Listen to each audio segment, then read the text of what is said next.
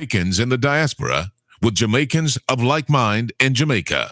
We always need to hear both sides of the story.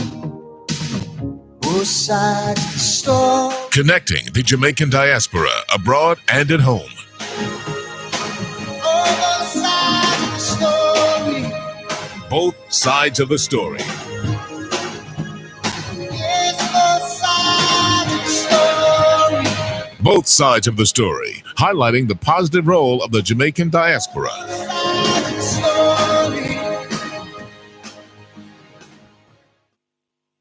Both sides of the story. We always need to hear both sides of the story. Both sides of the story. Time now for Both Sides of the Story on Power 106 FM. We will not take sides, but we listen to your side. Join us as we explore the issues, present the facts, speak with the experts, and as always, listen to both sides. What's your story? Tell us on Both Sides of the Story. 922-4112, 922-4113, 922-4114, and 922-4115. You can listen to Both Sides of the Story on the Gleaner's website, www.go-jamaica.com, on your mobile phones at tunein.com or nobex.com, or by dialing 832-551-5045 or 213-493-0133 in the USA. If you're in the UK, you can dial 020-3519-0145, and in Germany, 051-180-904044. Our email address is bothsides106@live.com, and you can join us on Facebook, follow us on Twitter, or link us up on Skype. We look forward to receiving your instant messages on MSN or Yahoo, and your text messages on 365-3346. Remember, we have 2 ears and 1 mouth, so we can listen twice as much as we speak. So stay with us as we listen to both sides of the story. Both sides of the story. Both sides of the story.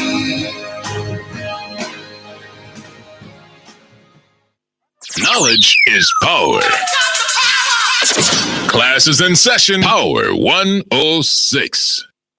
So we have heard this through the holy books, that the Lord gave you renown, not ignoble. The Maker gave you plenty of power. He said unto Moses, how you must heed the heaven king and perform his teachings. Soon this vexed you, and you opposed the righteous one, rejecting the radiant shaper of us all, the Lord of Lords, and persisting in error over the rightness of God. So you began, heart blind, to mix up lies for truth, light with darkness, envy with honor, with guileful thoughts wove yourselves a wrong.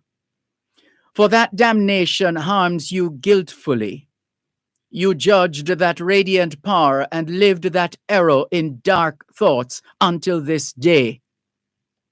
Now go forth quickly. Consider your counselors, skillful and wise fast men, crafty in their words, those that have your laws first in their noble hearts. They know how to say to me truly, to reveal an answer on your behalf for every token that I will seek of them. Often you have performed foolish deeds, cursed rack kin, and despised the writing, the teaching of your fathers, but never more than now, when you rejected the cure for your blindness, and you forsake the truth and the right. Although you know the law, the words of the prophets, you do not wish to recognize, sin working, the truth. Go swiftly and find again those men that best know the ancient books by craft of wisdom, your law writes that know how to say answers to me through their broad spirits. Go away quickly now, and apart seek out the wise among you, those who have the most power and mindcraft, bold enough to reveal honestly everything that I ask them.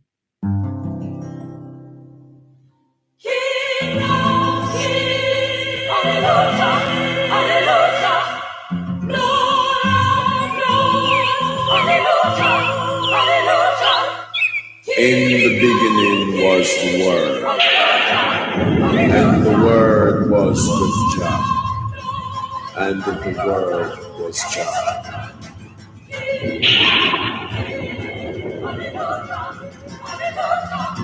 In the beginning, Jah created the heaven and the earth. Then created man of his own likeness.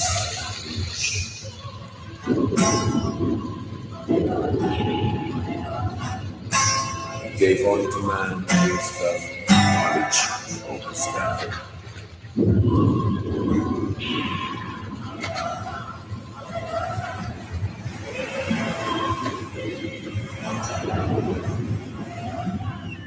Jah is my help and my strength, so whom shall I fear?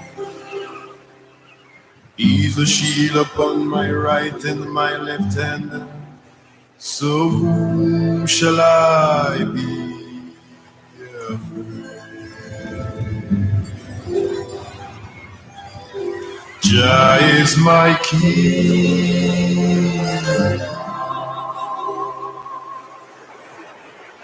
Jah is my light and my salvation, so whom shall I fear? He's my guide throughout this creation, so whom shall I be afraid? Jah is my king,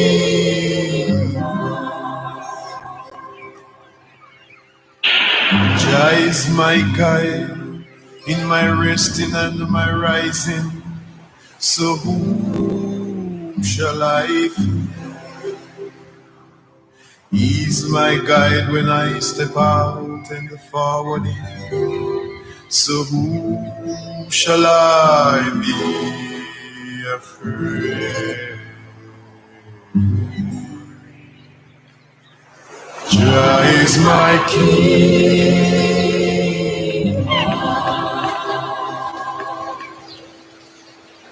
Jah is my guide when Philistines come down upon me, so whom shall I fear? He's my guide when my enemies come to devour, so whom shall I be afraid?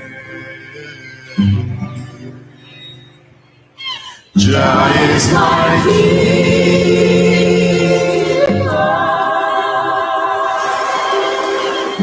Jah is my guide from the pestilence of darkness, so whom shall I fear? He's my guide from the vampire flame, so whom shall I be afraid?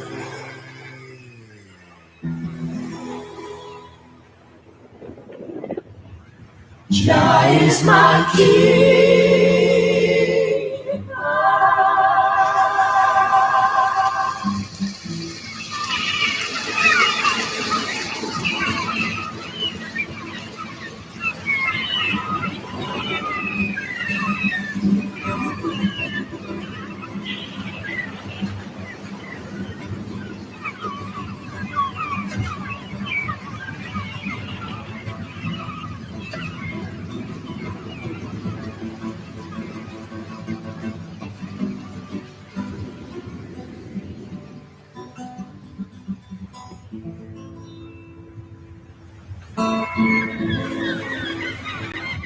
Jah is my king, Jah is my health and my strength, so whom shall I fear? He's a shield upon my right and my left hand, so whom shall I be afraid?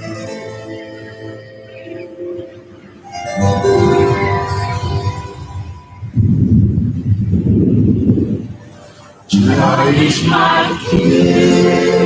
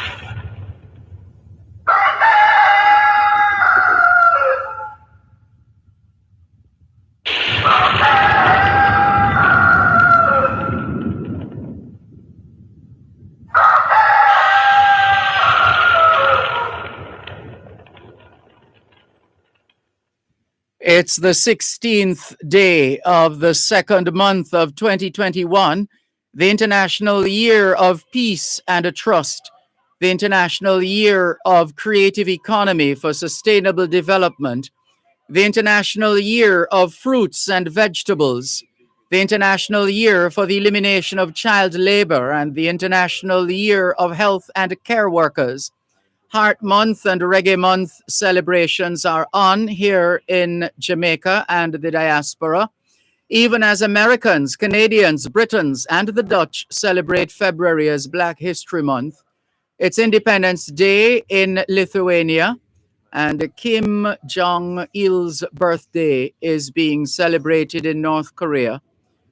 It's the eve of Ash Wednesday. Hoy es martes, el 16 de febrero 2021. Y les saludamos en cualquier parte del mundo que nos están escuchando en este momento. Estamos muy agradecidos por el don de la vida y el privilegio de servirles en otra edición de su programa Both Sides of the Story, ambos lados de la historia. Nunca vamos a tomar su audiencia por sentado porque sabemos que ustedes tienen otras opciones. Y esta es la razón por la cual jamás olvidamos darle las gracias por elegir Both Sides of the Story, ambos lados de la historia, de lunes a viernes desde las 2 hasta las 5 de la tarde, aquí en Power 106 FM. La misión continúa para educar, capacitar, iluminar y estimular el espíritu empresarial. Bienvenidos. Of this creation, so whom shall I be afraid? C'est mardi le 16 février 2021 et nous vous saluons tous qui nous écoutez où que vous soyez dans le monde. Nous sommes reconnaissants du don de la vie ainsi que du privilège d'être votre service pour une nouvelle édition de votre programme Both Sides of the Story, le pour et le contre. Nous ne considérons pas votre fidélité comme l'un de ceux parce que nous savons que vous avez l'embarras du choix. C'est pourquoi nous n'oublions jamais de vous remercier de choisir d'écouter Both Sides of the Story, le pour et le contre, du lundi au vendredi de 2h à 5h de l'après-midi sur notre antenne Power 106 FM. Nous continuons notre mission d'éduquer, d'habiliter, d'éclairer et d'encourager l'esprit d'entreprise. Bienvenue.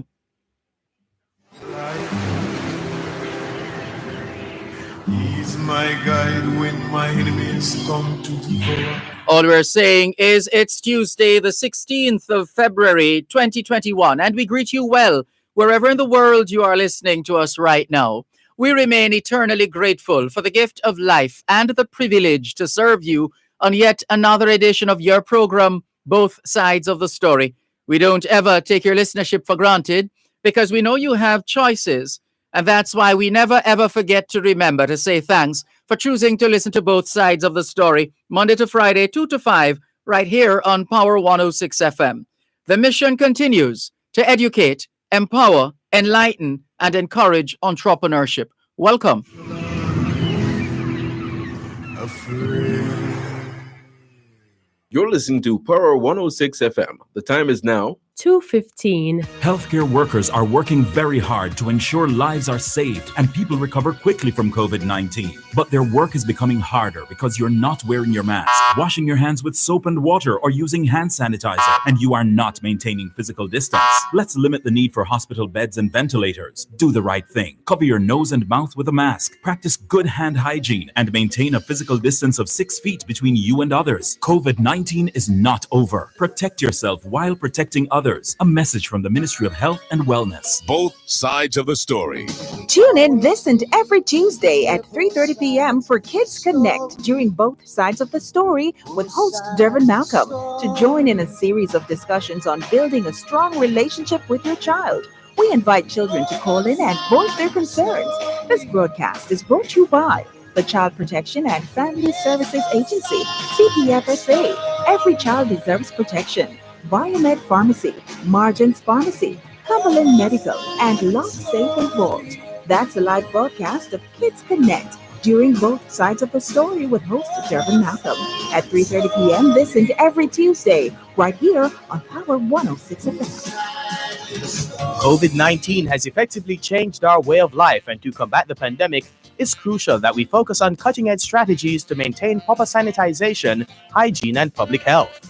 Learn more about these cutting-edge strategies and get vital information that can help the individual and various sectors of society operate and thrive in the new normal by listening to the feature Maintenance Matters, airing every other Wednesday at 11:30 a.m. during Power Talk with Ronnie Thwaites.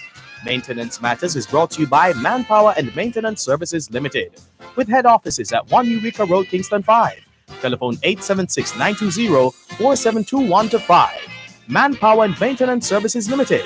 Get more than clean, get hygiene. That's Maintenance Matters during Power Talk, every other Wednesday at 11:30 a.m. right here on Power 106 FM. So shall I feel? He's a shield upon my right and my left hand. So whom shall I be afraid? Good afternoon to those of you listening to us on 106.1, 106.3, 106.5, 106.7, and 106.9. From Moran Point to Negril Point, from the Goat Islands to Galena Point. This is Power 106 FM, serving Jamaica and the diaspora.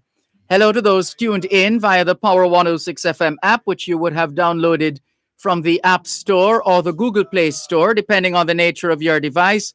Downloading is free. Listening is free whenever, wherever.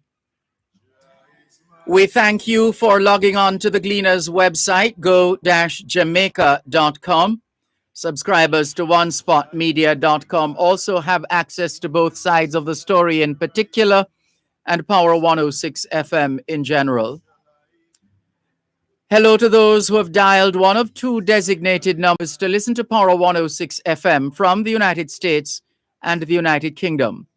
If you're in the United States and you wish to dial a number to listen to Power 106 FM, your number is 631-359-8281. 631-359-8281. If you're in the United Kingdom and you wish to dial a number to listen to Power 106 FM, your number is 0330-606-0953.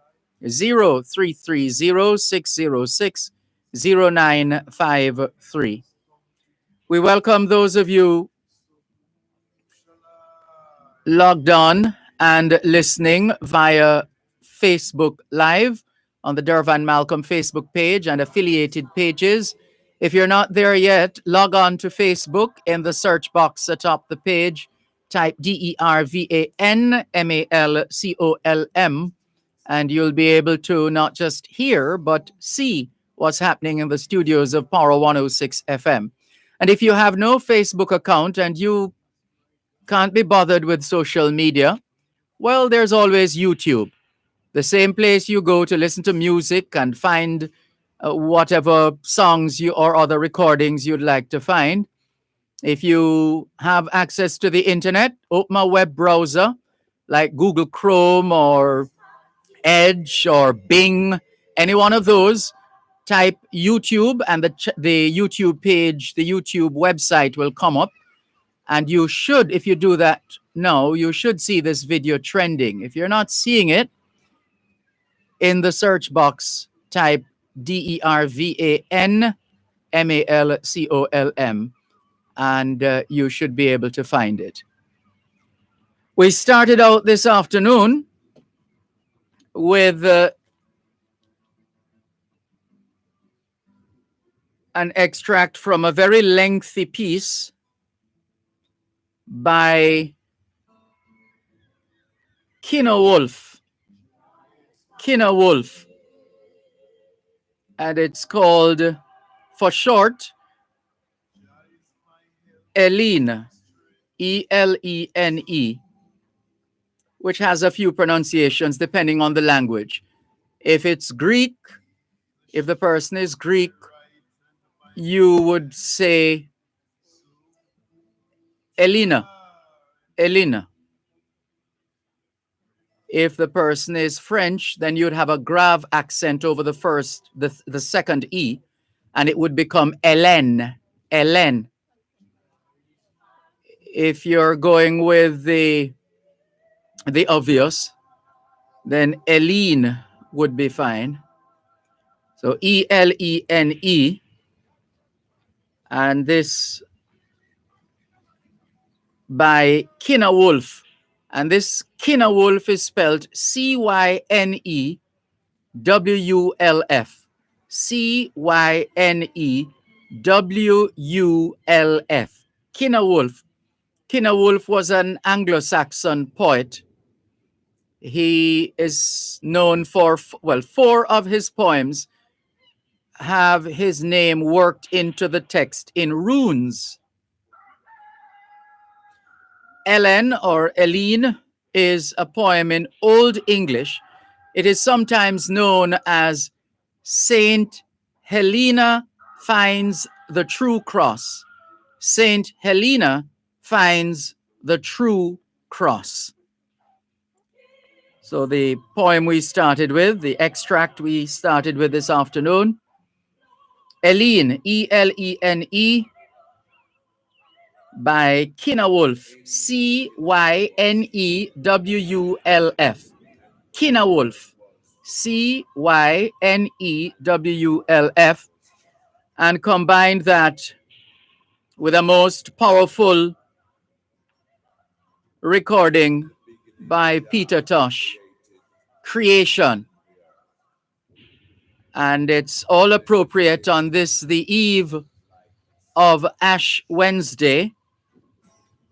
And you would have heard the rooster crowing at the end of the recording by Peter Tosh. Not just once or twice, but 3 times the rooster crowing. And those familiar with the biblical story, you would know the significance of the time. It's the start of Lent, and will take us, Easter is, in a manner of speaking, late this year, as it's all the way in April. Sometime, it can be as early as the 4th of February, or as late.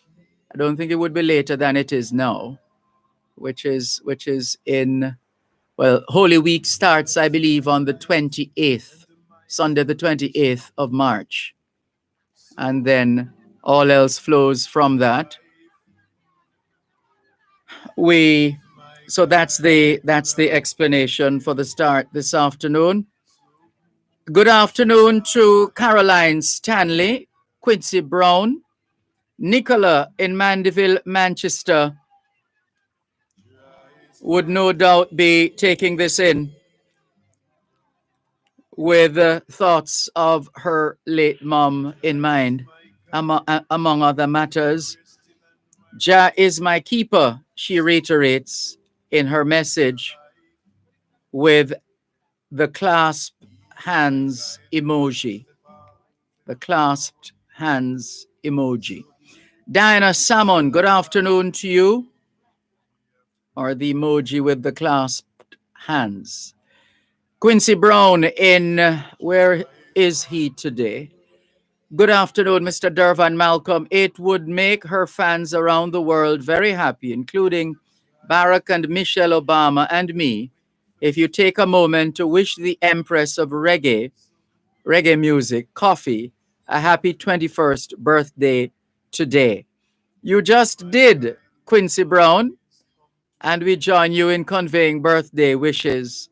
In fact, let's raise our glasses and toast Coffee on her 21st birthday.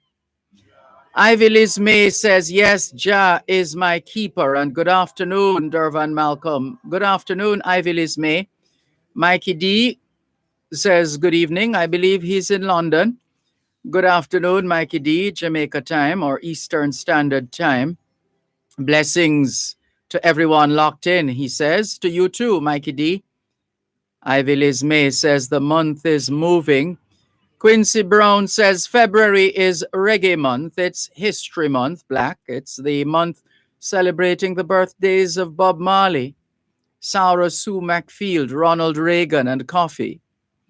Norma Boyce is watching us from London. Leo Gilling is in South Florida. The chairman of the Jamaica Diaspora Task Force Action Network and host of the Leo Gilling Show. Good afternoon to you, Mr. Gilling. Good to see you online.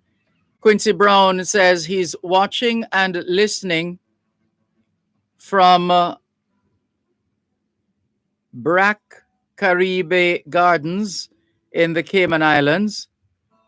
Do join my podcast, Brack Caribe Gardens, on Facebook Live, he says. Cherry Henry says, good afternoon, Mr. Dervan. I'm watching. Good afternoon, Cherry Henry. Donat Sukra, hello to you. One suspects your name is a giveaway, in a manner of speaking. I'll hold that for the time being. Alva Cole, good afternoon. Lady Jean and Monique St. Anne. Steve in Toronto, Canada, says the sound over Facebook is a bit distorted. Well, yours is the first complaint we're seeing, Steve. We'll check it. Yours is the first and only complaint we're seeing. He says, please say hello to Miss Emma Wellington from Pembroke Hall. We just did, Steve. And Donald Webb is also watching. Steve also wants us to say happy birthday to his lovely wife, Michelle Core MacDonald, who is very solid to the core and solid enough to have put up with Steve MacDonald. Steve, she's a good woman. Yes, and yeah, if she can put up with you, Steve, whoa, well done. Anyway, it's all good. We're just fooling around. Happy birthday to Steve MacDonald's lovely wife, Michelle Core MacDonald. All the best. And Steve says, incidentally, she's a Russian, but that is a result of her parents, so I don't hold it against her. We did meet her once as well in Toronto a couple of years ago, didn't we, Steve? All the best. Kareen Evans, hello to you. Sophia Chisholm Hamilton, thanks for tuning in as well. And Quincy Brown says, Lent begins on Ash Wednesday till Holy Thursday. I'm Catholic. Indeed. Hence our start this afternoon on the eve of Ash Wednesday, Quincy Brown.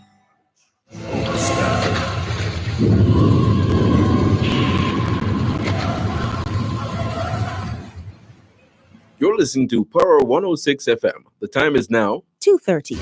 The February 5-off 50 sales event at Home and Things is here. Take $5 off every $50 you spend. Save big on the brands you know and trust. From beautiful Spanish and Brazilian tiles to exquisite bathroom fixtures from Sedosa, American Standard and Corona. Stylish Moen and American Standard faucets. Doors, windows, paints, and home decor treasures that inspires beauty and elegance. It's the February 5 off 50 sales event happening now at Home and Things, Old Hope Road and Constant Spring Road. Catch it while it lasts. Yo, Akeem. What go on, G? When the course start? You know, say it soon start, but you don't finish register yet. Eh? How come? My mother try sort out the registration fee, but she short about 10 grand. That rough. But they never the pamper on time I go to school. Yeah, you know. Then a set man, part of a grand few like me and you, where do certificate or receipt sexy subject. For real, I will tell you that. Brother, I use and start up myself September. And them take application from now till the end of March. So go use some time and check it out. Path beneficiary students, if you completed secondary school in the past 2 years and are continuing to post-secondary studies, we have a grant for you. Visit the ministry's webpage or Path Facebook page or call 876-922-8007. Path, advancing your family, developing Jamaica. A message from the Ministry of Labor and Social Security. Both sides of the story. Tune in this and every Tuesday at 3:30 p.m. for Kids Connect during Both Sides of the Story with host Dervan Malcolm to join in a series of discussions on building a strong relationship with your child. We invite children to call in and voice their concerns. This broadcast is brought to you by the Child Protection and Family Services Agency, CPFSA. Every child deserves protection. Biomed Pharmacy, Margins Pharmacy, Cumberland Medical, and Lock Safe and Vault. That's a live broadcast of Kids Connect during Both Sides of the Story with host Dervan Malcolm at 3:30 p.m. this and every Tuesday, right here on Power 106 FM. COVID-19 has effectively changed our way of life, and to combat the pandemic, it's crucial that we focus on cutting-edge strategies to maintain proper sanitization, hygiene, and public health. Learn more about these cutting-edge strategies and get vital information that can help the individual and various sectors of society operate and thrive in the new normal by listening to the feature Maintenance Matters, airing every other Wednesday at 11:30 a.m. during Power Talk with Ronnie Thwaites. Maintenance Matters is brought to you by Manpower and Maintenance Services Limited, with head offices at 1 Eureka Road, Kingston 5. Telephone 876-920-4721-5. Manpower and Maintenance Services Limited. Get more than clean, get hygiene. That's Maintenance Matters during Power Talk, every other Wednesday at 11:30 a.m. right here on Power 106 FM. He's my guide when my enemies come to devour. So whom shall I?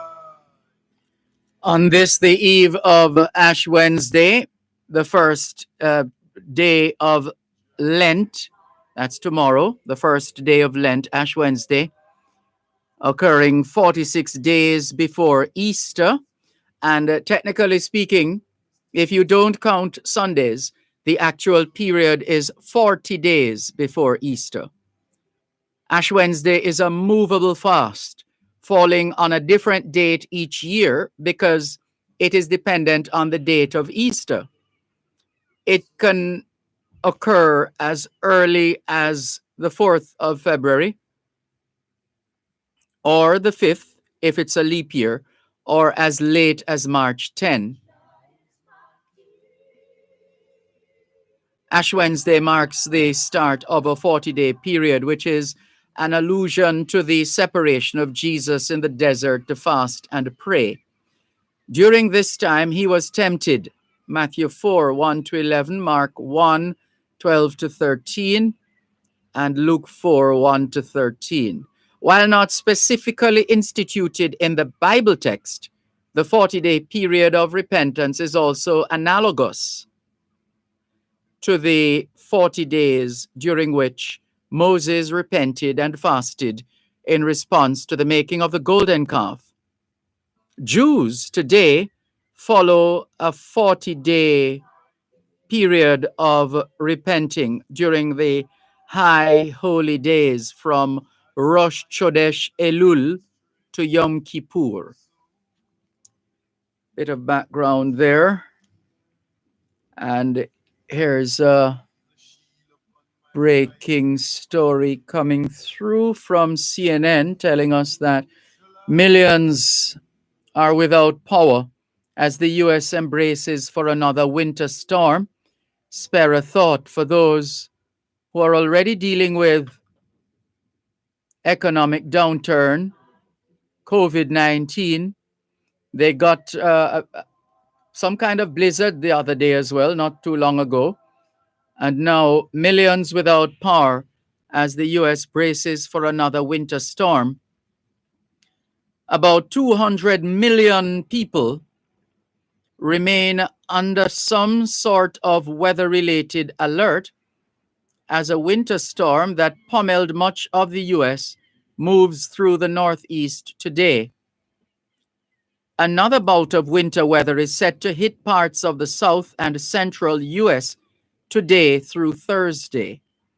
More than 5 million are without power, the majority of them in Texas, where temperatures are well below freezing across the entire state. And the app allows us to track the amount of snow and ice, tracking snow and ice based on CNN's radar system.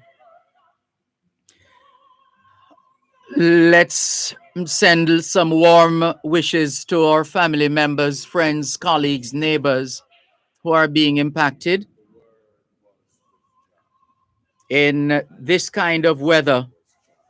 Any warm greeting will do. We wish them all the best, and we hope that the loss of life is kept at a minimum. The story goes on. The situation will get worse before it gets better. Millions of people are still living a nightmare scenario of Arctic cold snow or ice with little to no power. There will be little time today before the next blast of winter weather compounds the situation. Unfortunately, the situation across much of Oklahoma and northern Texas will get worse before it gets better, says CNN meteorologist Haley Brink. Places like Little Rock, Arkansas could see another 6 to 8 inches of snow on top of the 8 to 10 inches they've already seen. They typically average only 1.3 inches of snow in February. This is likely to be Little Rock's top snowiest 3 days ever. Then there is ice. More sleet and freezing rain will fall from central Texas through northern Alabama, once again coating portions of Texas, Louisiana, Mississippi, and Alabama in a fresh sheet of ice. The National Weather Service in Fairbanks, Alaska, reported that its low today is 3 degrees. The service pointed out that much of the lower 48, including parts of Texas, Arkansas, and Oklahoma, have colder lows than that. The National Weather Service tweeted out this rough outline of the parts of the U.S. which we're looking at now, with lows colder than Fairbanks today. Stay warm as you can. We wish you safe passage. All those who are being impacted, the pictures are coming in from all over America. Austin, Texas, South Bend, Oklahoma, Houston, Texas, Bowling Green, Nashville, Tennessee, and they're flashing across the screen here. Wishing those contending with this storm system safe passage. And again, relatives and friends right here in Jamaica, it wouldn't hurt to send warm wishes to your family members being impacted across the diaspora by frigid temperatures and in some instances no power. And we know the importance of the power for the heating systems. One can only imagine the misery being experienced. We have a bit of misery of our own to contend with right here at home. Somebody has let well, let me not say it that. Let's say it that way because we're in an age of conspiracy theories. Let's back that up and say COVID-19 seems to be loose, on the loose in Jamaica now more than ever before. The numbers are far from encouraging. In fact, they could be quite dispiriting, discombobulating, and let's just tell you what they are. Yesterday, the Ministry of Health and Wellness tested 1,503 samples. You can always do the math to see the infection rate of that sample by putting 468 over 1,503. 468 divided by 1,503 times 100, and you get the percentage. This is a new, this is a record now. The previous record would have been 403, I think, 400 and something. No, this is 468. 468 confirmed cases of COVID-19 yesterday, Monday, the 15th of February. And that figure pushes to 19,773, the total number of confirmed cases of COVID-19. 90 in Jamaica, 19,773. Of that number, 11,002 are female, 8,763 male, 8 are under investigation. The area with the most confirmed cases of COVID-19 continues to be the corporate area, Kingston and St. Andrew, 5,605 confirmed cases. Next in line, St. Catherine, 3,858 confirmed cases.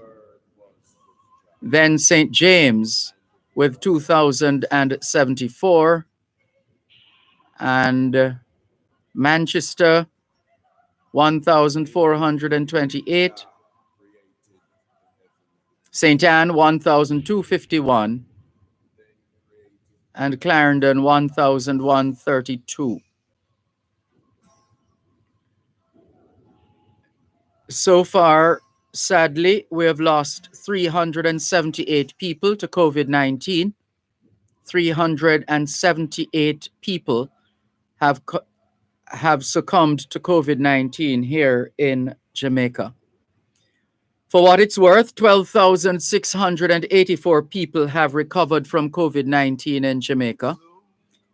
There are now 6,513 active cases of COVID-19. 5 people are in government quarantine facilities. 20,462 people are in home quarantine. The hospital numbers are ticking up and indeed picking up. 251 people in hospital on account of COVID-19. 49 of them are moderately ill and 19 critically ill. We wish the best for all of us as we wade through these choppy COVID-19 waters.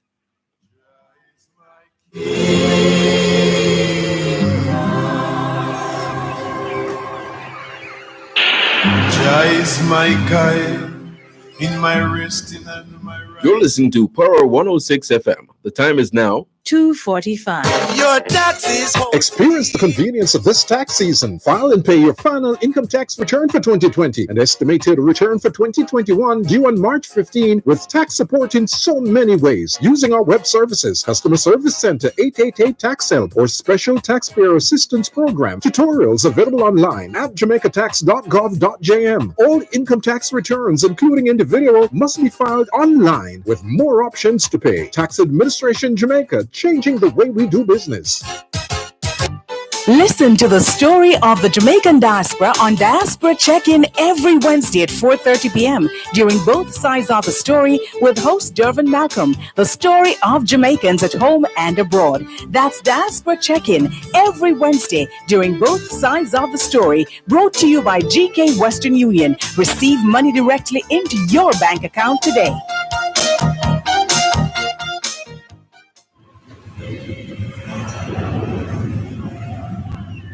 Jah is my help and my strength, so whom shall I fear? He's a shield upon my right and my left hand, so whom shall I be afraid? Thanks a lot for staying with us here on your program, Both Sides of the Story, Power 106 FM. On this, the eve of Ash Wednesday. Tomorrow is a public holiday, Ash Wednesday. And just before we continue, lots more messages coming through. Inez Campbell Brown in Bridgeport, Connecticut, welcome. Steve in Toronto, Ontario, Canada, confirms that I did meet his wife a couple years ago when I was actually in Steve's vehicle, yes, in Toronto, Canada. Quincy Brown asks, isn't Rastafarian linked to Catholicism? You'll have to help us with that one, Quincy Brown. In where did you say you were? Brack Caribe Gardens? Uh-huh. Steve says she is a proud past student of Rossi's High School. And so she should be. Rossi's High School has a rich history. The Martin Rousset would be happy to know where Rossi's is these days and how the school is doing. Martin Rousset was one of the Huguenots, the translated or converted to English Huguenots, Huguenots, who were being persecuted in France. And in running away from that, some of them ended up, like Martin Rousset and his brother, ended up on the shores of Hanover. And they were nursed back to good health and did well for themselves, so much so that they were grateful to the people of Hanover for taking care of them. And so they left resources for the founding of an educational institution for the children of Hanover. The school has a rich history. Quincy Brown says the Ethiopian High Church, well, he's asking. Travis the Gifted Hanson says, good afternoon, Dervan and everyone. I am not Catholic, but I do observe Lent. It's that sacred time when most of us get the opportunity to discipline our taste buds by giving up something we love. Last year, I gave up meat, and it worked pretty well. This year, I'll be doing the same. Try it, people. Lots of health and spiritual benefits are in it for you. Happy birthday, coffee. Travis the Gifted Hanson in Detroit, Michigan. Thank you very much, Travis. What are you giving up this year? For those who are in the habit of giving up something for Lent, what are you giving up? Please share. Quincy Brown says, and Jesus wasn't a born-again Christian. He was Jewish. Thank you, Travis, for wishing Coffee, the Empress of Reggae Music, a happy birthday. She's our princess and we love her. Steve in Toronto, Ontario, Canada says, yes, Dervan, now is not a good time to beg the family in Texas a thing, in reference to their plight, out of power and in cold conditions right now. And then he asks, why is the test rate so low? Well, that's a question that has been asked for some time. For what it's worth, the overall numbers, in fact, there are those who speculate that we are seeing the numbers we're seeing now because we're doing more tests. That's one theory. I'm not sure. I haven't been able to test it. The overall number of confirmed cases in Jamaica of COVID-19, 19,773, as we said earlier on. The total number of tests conducted, the total, let's see if we can bring this up.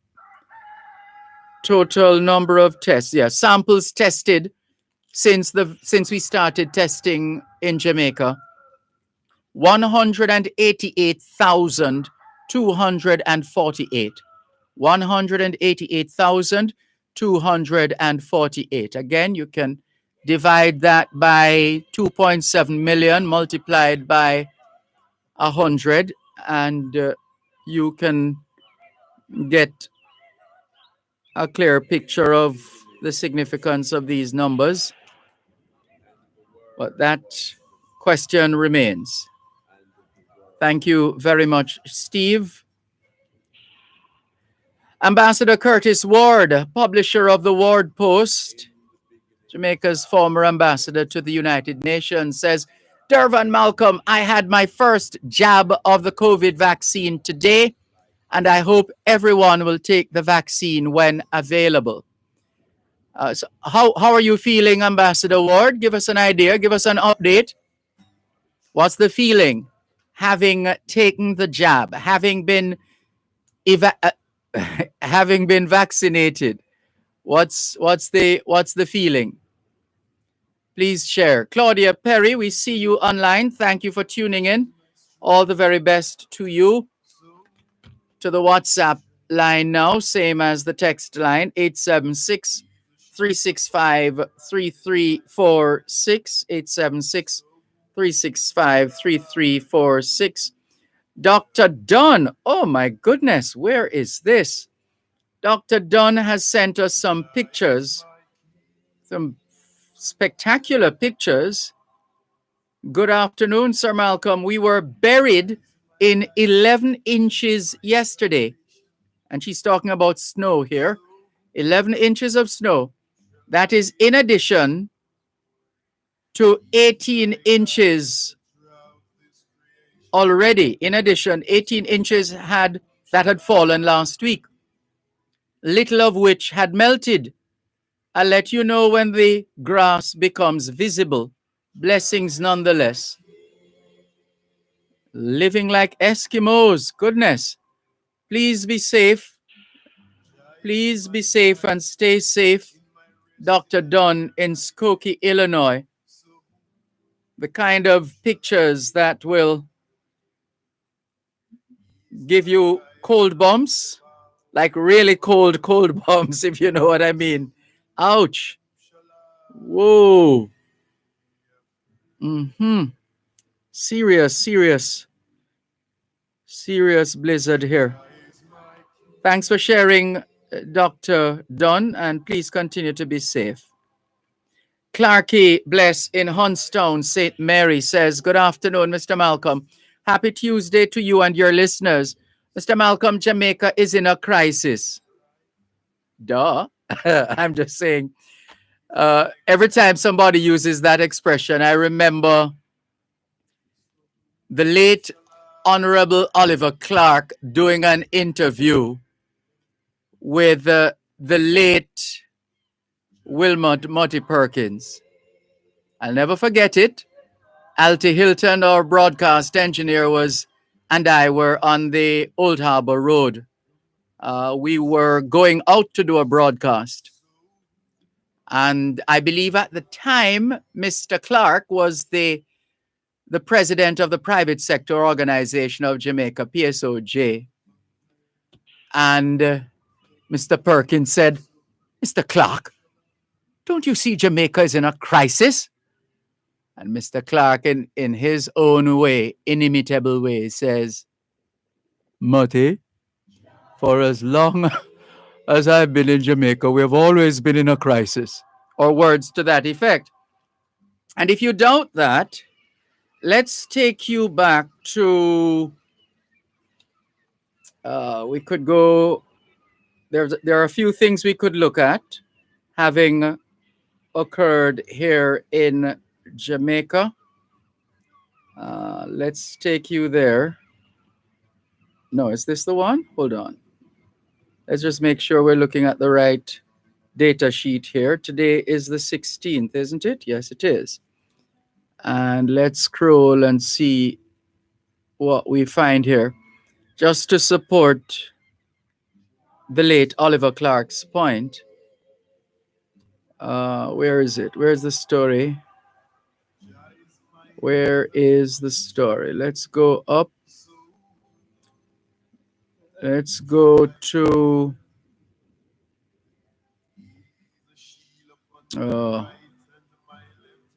why am I not seeing it? I know I saw it. Wasn't it today? Here we go. And this was just 4 years ago. 4 years ago in 2017. On this day in 2017, front page of the Gleaner, Jamaica in danger. Jamaica in danger. Siaga urges social partnership to fight crime, says lawlessness a serious economic threat. This was not Edward Siaga speaking. This was another member of the Siaga family. The headline, Jamaica in danger. Siaga urges social partnership to fight crime, says lawlessness a serious economic threat. Those were the words on the front page of the Gleaner on this day in 2017. According to the story, lamenting the increase in violent crimes and other unlawful activities in Jamaica, President of the Jamaica Manufacturers Association, JMA, Metri Siaga, is making an urgent call for a social partnership to fight crime. The no-nonsense JMA head said the government, opposition, civil society, and the private sector should come together to develop a crime plan. That was just 4 years ago. Now they have come together. The stakeholders have come together and they have formed an organization, a crime monitoring and oversight committee. I think it's called CMOC. And I believe they are behind on a couple of deliverables, as reported by Lloyd Distant Jr. relatively recently. Also on the front page of the Gleaner on this day in 2017, law-abiding persons have nothing to fear, Charles Jr. The story said persons not involved in criminal activity have nothing to fear from the government's recent decision to enforce preventative detention as an integral component of its crime-fighting strategy, aimed at checking the country's runaway murder rate and spiraling crime spree, according to State Minister for National Security, Pernell Charles Jr. We're just demonstrating that we have been at this place for some time now. We have been here for some time. And it's going to take some time for us to move, hopefully, in a positive direction from this place where we've been for some time, which supports what the late Honorable Oliver Clark was saying, telling Wilmot Perkins, from I have been in Jamaica, we've always had a crisis. The crisis continues. What are we doing about it?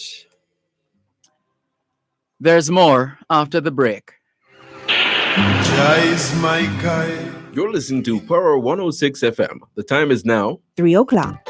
Listen to the story of the Jamaican diaspora on Diaspora Check-In every Wednesday at 4:30 p.m. during Both Sides of the Story with host Dervan Malcolm, the story of Jamaicans at home and abroad. That's Diaspora Check-In every Wednesday during Both Sides of the Story, brought to you by GK Western Union. Receive money directly into your bank account today. COVID-19 has effectively changed our way of life, and to combat the pandemic, it's crucial that we focus on cutting-edge strategies to maintain proper sanitization, hygiene, and public health. Learn more about these cutting-edge strategies and get vital information that can help the individual and various sectors of society operate and thrive in the new normal by listening to the feature Maintenance Matters, airing every other Wednesday at 11:30 a.m. during Power Talk with Ronnie Thwaites. Maintenance Matters is brought to you by Manpower and Maintenance Services Limited, with head offices at 1 Eureka Road, Kingston 5. Telephone 876-920-4721-5. Manpower and Maintenance Services Limited. Get more than clean, get hygiene. That's Maintenance Matters during Power Talk, every other Wednesday at 11:30 a.m. right here on Power 106 FM. From the vampire, so shall I afraid.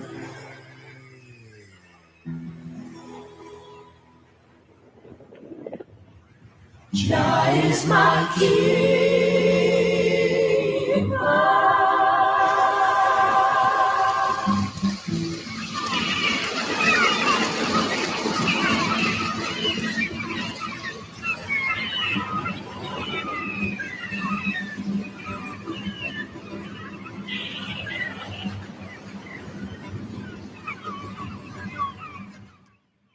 Thanks a lot for staying with us here on your program, Both Sides of the Story, Power 106 FM, still streaming live on the Gleaners website, go-jamaica.com, live on your smart devices all over the world. Taking your calls on 876-922-4111 2-5. The text line, same as the WhatsApp number, 876-365-3346. Good afternoon to Inez Campbell-Brown. She's now greeting everybody. Good afternoon, Inez Campbell-Brown. Ivy Liz May says, I love the crowing of the cock in the background. And Ambassador Curtis Ward, who got the jab today, he got vaccinated today. He says, it's been 4 hours now, and I'm a little sore in the area of the jab. Everything else fine so far. Thank you very much for that update, Ambassador Ward. We're happy to know that you have taken this step in this time of COVID-19. And we look forward to further updates. Thanks a lot, Ambassador Ward. All the best to you and your family. Inez Campbell-Brown says, I'm giving up chicken and rice and also bread. Already don't eat red meat. So that's what Inez Campbell-Brown is giving up for Lent this year. Chicken and rice. Don't we love chicken and rice in Jamaica? Yes. Or rice and peas and chicken. And, right, chicken, rice, and bread. That's what Inez Campbell-Brown in Bridgeport, Connecticut is giving up this Lenten season. Steve in Toronto, Canada says, Dervan, that is approximately 7%. That's very low in terms of the tests conducted in Jamaica for COVID-19. And you ask, is the media, or you really mean, are the media and social society pressing the government to do more testing? Well, the opposition has been doing that. And I'm trying to remember which other voices we have heard encouraging more testing. Maybe the health professionals as well. Why aren't the PSOJ, Council of Churches, Jambar et al. Doing more to press the government to test more people? And that's the message from Steve in Toronto, Canada. Anthony Davis says, hi, Mr. Malcolm. Do you prepare to fight in the revolution to change Jamaica to a better place? Well, we've said that so many times on this program that we're always ready to fight for Jamaica. Always ready to fight for Jamaica. Carol Reed, how are you? Songbird par excellence. Carol Reed, good afternoon to you. And thank you for your safety wishes. May you too continue to be safe. May you and yours continue to be safe. Christine Camp says, hey, I'm on vacation in Jamaica. I started listening a week ago. I am hooked. I sure will tune in when I'm back in the USA. I'm giving up simple carbs. Thank you very much, Christine Camp. Good to have you join us on both sides of the story. Please, let us not stop you. Let us not hinder you or in any way cause you not to enjoy your vacation. You don't have to listen. Enjoy your vacation. But if you do, if you insist on listening, even though you're on vacation, then we thank you very much. And we thank you even if you weren't listening. All the best. Please continue to be safe, Christine Camp. Faye Weller says, blessed love to you all. I'm here listening. Welcome, Faye Weller. Darren Smith is also online. Thank you very much, Darren Smith, for tuning in. And all the very best to you as we continue to scan multiple platforms to clear the many messages. Let's see. Goodness, where do we go now? Let's go to Curtis, who says, and look at the amount of tests that were done. You can count the tests, Curtis, so you wouldn't say amount of test. You would say number of tests, the number of tests, the number of tests. It's we generally tend to mix up those two in Jamaica, amount and number. Amount you can't count. Number can be counted. So the amount of flour, the amount of sugar, the amount of snow, the amount of water, that's amount. The number of books, the number of people, the number of houses, the number of buildings. There you go. Let's get back to the message. You know, we don't like to miss a teachable moment. Curtis says, and look at the, let's just change it for him. Look at the number of tests that were done that makes it look serious. Good afternoon to everyone. It has always been serious. I've been going back to reports, initial reports of COVID-19 in Wuhan, China, through the Gleaner, going through the Gleaner's archives. And at the time, where did I write it? Right. As at the 30th of January, for example, no, should I go back? Hold on. The 27th of January, 2020, page C6 of the Gleaner, COVID-19 declared a global, it was declared a global public emergency on the 30th of January. At that time, 7,800 people in the world got sick. 7,800 people. Sadly, at that time on the 30th of January 2020, 170 people had died. Also, there were 98 cases in 18 countries. So outside of China, so China aside, there were 98 cases in 18 countries. We would take that now any day, rather than what we now have. But so it is. We're still researching. We're still going back and checking those stories of how COVID-19 was reported in the early days. One would expect the media houses, their news departments, to do, when we get to a year, perhaps if they want, they can choose. When we get to a year of COVID-19 in Jamaica, they can do the chronological reporting of that.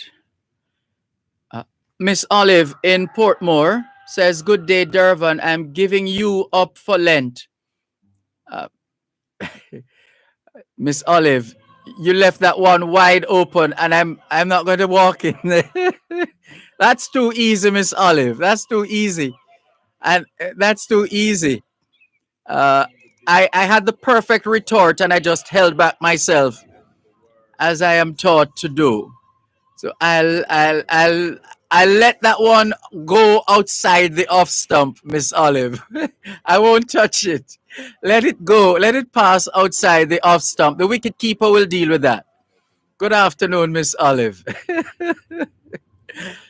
Oh my goodness, look at these videos now. Videos and pictures. This is Lloyd. Let's see where he is. He says, "Good afternoon, Mr. Dervan. Good afternoon, sweet Jamaica." Mr. Dervan, oh man, I drive through this bad weather from last night into this morning. I saw so much. And here's another one, another teachable moment. Much and many. We tend to mix up those as well. The same idea of number and amount, where you apparently saw many. I think you want the word many here, Lloyd. You saw many accidents from last night's tour or to this morning. Mr. Dervan, please say hello to homie Barry Pratt. Hello, Bigger Roy and Bobo in St. Mary, Highgate. Love always, Mr. Dervan and Jamaica. So that was at 2:43. At 2:53, he said, "Mr. Dervan, I'm here at the Amazon facility from 6 a.m. And here's another teachable moment. You have 6 a.m. this morning. A.m. already tells us the time of day. So that's like saying 6 a.m. a.m. Or you get it? Or yeah. So you either say 6 o'clock this morning or you say 6 a.m. today. 6 o'clock this morning, 6 a.m. today, or just 6 a.m. or this morning, one or the other, not both. And all now, he says, they're not open, just here in the truck waiting on them. Already been here like 7 hours waiting, but they have to pay me for detention, Mr. Dervan, for all them hours I've been here waiting. And that's another one, another teachable moment. Being and been, B-E-I-N-G and B-E-E-N. Yeah, we're going to have to, maybe another time. But we get the point and we feel it for you. We're happy to know you're well, though. He says, right now I'm at 4412 West 300 North Greenfield, Indiana. 4412 West 300 North Greenfield, Indiana. Some serious conditions to be earning a living. And then sadly, some of our family members don't appreciate not even an hello outside of requesting something. Some of us are like that, not all of us. Some of us, unfortunately. And when you look at the conditions our people have to be working in order to make a living, snow or sleet, rain or shine. Another message, afternoon, Mr. Malcolm. With 3 decades of a high crime rate, I'm surprised how advanced we have become through all of it. Today is February 16th, and more than 170 murders. A few people have called for Mr. Adams to be reinstated as the top cop to lead and get rid of the criminals. Would you agree, Sir D? In horse racing parlance, they would say the pace has quickened. or the pace has left a particular horse. Yeah, go figure. Thank you very much for your message. More in a moment. Coast to Coast Concrete, the high quality concrete for fencing, roofing, foundation, and road surfacing. Call 876 754 7472. The time by Coast to Coast Concrete is 3:15. Beneficiaries. The PATH payment cycle begins on February 18, and post offices and payment agencies will deliver payments based on last names up to March 9. Check the Friday Star or visit the ministry's website and Facebook page to find out when and where you should collect. If you miss your date, you must collect on March 10. Take a government ID and don't forget your mask. For more information, call PATH at 876-922-8007. PATH, advancing your family, developing Jamaica. A message from the Ministry of Labor and Social Security. COVID-19 has effectively changed our way of life, and to combat the pandemic, it's crucial that we focus on cutting-edge strategies to maintain proper sanitization, hygiene, and public health. Learn more about these cutting-edge strategies and get vital information that can help the individual and various sectors of society operate and thrive in the new normal by listening to the feature Maintenance Matters, airing every other Wednesday at 11:30 a.m. during Power Talk with Ronnie Thwaites. Maintenance Matters is brought to you by Manpower and Maintenance Services Limited, with head offices at 1 Eureka Road, Kingston 5. Telephone 876-920-4721-5. Manpower and Maintenance Services Limited. Get more than clean, get hygiene. That's Maintenance Matters during Power Talk, every other Wednesday at 11:30 a.m. right here on Power 106 FM. Both sides of the story. Tune in this and every Tuesday at 3:30 p.m. for Kids Connect during Both Sides of the Story with host Dervan Malcolm to join in a series of discussions on building a strong relationship with your child. We invite children to call in and voice their concerns. This broadcast is brought to you by the Child Protection and Family Services Agency, CPFSA. Every child deserves protection. Biomed Pharmacy, Margins Pharmacy, Cumberland Medical, and Lock Safe and Vault. That's a live broadcast of Kids Connect during Both Sides of the Story with host Dervan Malcolm at 3:30 p.m. this and every Tuesday right here on Power 106 FM. And my rising, so whom shall I fear? He's my guide when I step out in the forward. So who shall I be afraid? Jah is my king.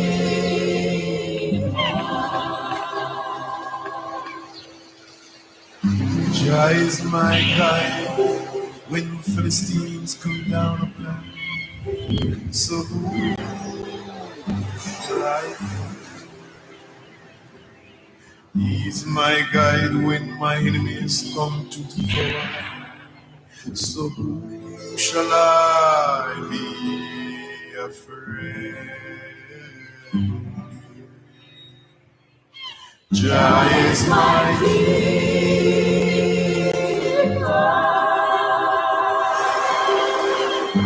Jah is my guide from the pestilence of darkness. So who shall I fear? He's my guide from the vampire. So Thanks a lot for staying with us here on your program, Both Sides of the Story, Power 106 FM, still streaming live on the Gleaners website, go-jamaica.com, live on your smart devices all over the world. Taking your calls on 876-922-4112-5, the text line, same as the WhatsApp number, 876-365-3346. Junior Jabari says, good Ash Wednesday Eve afternoon, everyone. To you too, Junior Jabari. Steve in Toronto, Canada says, Dervan, I will be giving up champagne and caviar. We hear you, Steve. We hear you. And Junior Jabari, in reference to what we said earlier on, says COVID-19 year in review. Yes, we definitely need a year in review to help us to put things in perspective. Yeah, let's work on that. The news departments across Jamaica, across the various media entities, and there are 28 of them, 28 media houses in Jamaica. 28 radio stations in Jamaica. 28 radio stations in Jamaica. Ricardo in Glengoff, St. Catherine, saying hi to everybody as usual. Welcome, Ricardo. Cuban in Georgia says, good afternoon, Sir Malcolm. How things today, sir? We're giving thanks for life. Cuban in Georgia. How is it with you and yours? Dr. Dunn in Skokie, Illinois says, pictures of my backyard and a side yard taken from inside my home. Don't have to go out until Thursday. Please continue to be safe and warm. Dr. Dunn in Skokie, Illinois. Miss Olive in Portmore says, incidentally, I'm watching Jamaica and the Windwards. Windward's score is 176 for 5. Yeah, well, we can't see the TV from here. In any case, I think football is on. Maybe, is it Champions League or? Yes, because I've been getting updates on my phone from, yeah. Thank you very much, Miss Olive, for your message. Miss Mitzi Blackwood Stubbs says, good afternoon from Brooklyn, New York. First listening to your program. Welcome, Mitzi Blackwood Stubbs in Brooklyn, New York. Thank you very much for tuning in. Golden Brown says, good evening. Good afternoon, Golden Brown. This crime is getting from bad to worse, and it's like the powers that be in a slumber. Criminals are reign. You heard the young lady speaking how the man, yeah, I'm not sure we want to repeat. Yes, quite gruesome death. We heard that. We heard that. Because he knows he will be fine. Human rights him and he may get away. Golden Brown, let's be careful, as we always say, that we don't become the people we condemn. Let's be careful that we don't become the people we condemn. So we condemn the act of brutality and we condemn it roundly. But then we want some act of brutality to be done to the one who has committed an act of brutality. So then where does that put us? We then become just like those or the individual who would have brutalized that woman. Yeah, we have enough hate and anguish. That's not the word I want. Enough hate and anger and general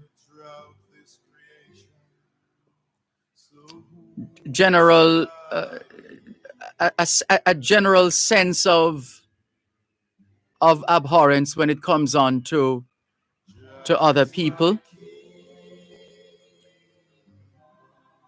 We have a lot of that, and that's what has been causing all the killings that we have had in this country for decades now, because we have a lot of angry people in this country.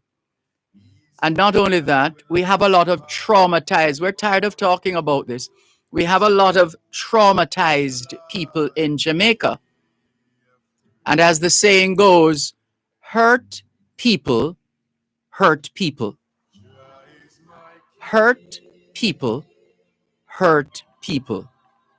Those of us who are hurt, those of us who are hurting, those of us who have been traumatized, turn around and hurt and traumatize other people. And so the idea must be for us to so nurture our children that the trauma that they may undergo to minimize, if not totally eliminate or guard against certain traumatic situations. The more we protect them from those situations, the less traumatized they're likely to be or to become. Let's take a call before Kids Connect this afternoon. Hello, good afternoon. Thanks for calling. Yes, good afternoon. Good afternoon. Yes, this coronavirus thing, you see, I don't think it's going to last longer than August coming. What? Yes. That's great news. Where did you get this news from? I get it from my research and my inspiration. Your research and your inspiration. So make Yeah, a man. note, listeners. What up? At 3:25 p.m. on this day, Tuesday, the 16th of February 2021, this caller is telling us that he got some kind of inspiration and he has done his research, and coronavirus will not be with us come August. Yes, what happened? He's going to die a natural death. What's going to cause this all of a sudden? Well, it's just Mother Nature because remember the Spanish flu in 1918. Yes. It died in 2 years, and man never get no vaccine those time, and nothing like that. It just died in 2 years. You see what happened? Virus don't normally last forever, after a while it just fade out. Yeah, well, we have that general idea, but for you to narrow it down to August, that's yeah, man, by August. quite brave of you. Even little earlier than that too. Oh, but well. I give it August the latest. So this vaccine thing is a waste of money. Oh. Big waste of money, because the virus is going to run away, leave the vaccine. So by the time them start to distribute the vaccine 100%, the virus got a long time. I see. Yeah, well, man. we have taken note of your prognostication. Are we going to have carnival in October? Carnival in October. Yeah, man. Big carnival, man. Bacchanal and something. That sounds like your favorite event. Yep. What? It's not easy. I see. And Bacchanal a nice thing, man, and carnival, man. Yeah. We're going to have it it's supposed to be in April, but through the virus argument. Yes. And the virus will be finished by August, so we're going to have it in October. I see. Yeah. Well, thank you very much for your call. Yeah, man. So don't worry yourself, and you must bear in mind that we used to have a thing when it called chikungunya virus, and it disappeared in a couple of months. Okay. I hear you. Yes, virus no longer forever. All right. Well, we have made a note of the date and time of your prognostication. Let's see what happens come You will August. see. I will call about by assuming them time, we're all still around at that time. I will call about by August. Yes. I'll tell you what go on. Right. Okay then. Thank you. All the best. Yes. Take care. This is your program, Both Sides of the Story, Power 106 FM. Still streaming live on the Gleaners website, go-jamaica.com. Live on your smart devices all over the world. Taking your calls on 876-922-4112 to 5. 876-922-4112 to 5. Let's see what happens come August. Junior Jabari says, Dervan, I didn't tune in yesterday, unfortunately. Did you talk about the West Indies win? What a beautiful victory. It was very touching for me. Well, yes, we did, Junior Jabari. Yes, we did. And we did make some posts online as well, using a quotation from Ian Bishop at the end of the match. He says, Captain Fantastic Craig Brathwaite has made his men national heroes. Yes, and the first time since 2012 that the West Indies were winning a series of 2 games or more on the continent of Asia. There's more after the break.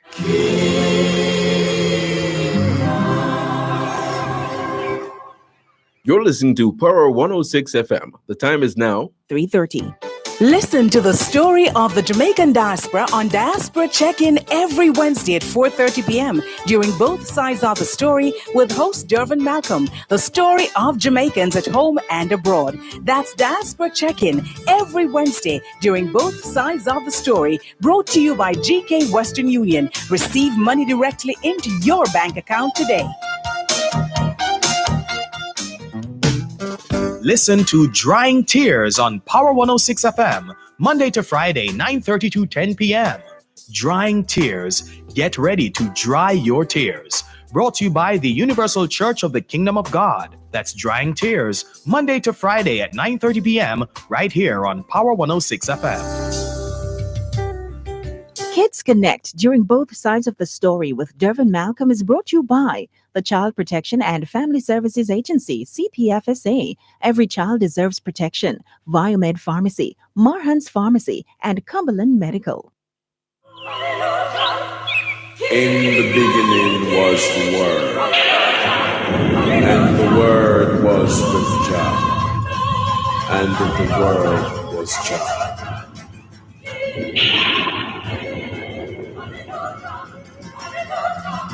In the beginning. Thanks a lot for staying with us here on your program, Both Sides of the Story, Power 106 FM, still streaming live on the Gleaners website, go-jamaica.com, live on your smart devices all over the world.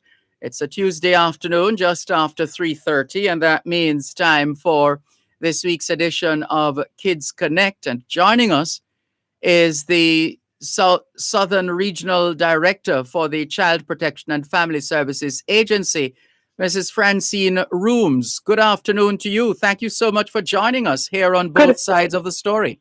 Good afternoon, Dervan. Thanks for having me. And Pleasure. good afternoon, Jamaica. Thank you. It's a pleasure to have you on Kids Connect on Both Sides of the Story. This week, I thought it was last week, but it is in fact this week, National Foster Care Recognition Week. What is foster care, Mrs. Rooms? Okay, well, foster care is one of our treatment modalities that we use in the Child Protection and Family Agency. It's a legal process that allows non-biological parents to provide care for children in the care of the state by providing them with a stable environment which contributes to their overall development and growth. Can you give us a sense, based on your work, based on your experience, but based on your knowledge of foster care in Jamaica, how common is it for people to come forward with their interest, with their need for their need to foster a child? All right. So currently we have 4,467 children in state care, and our total figures across the island is 1,126 children in foster care.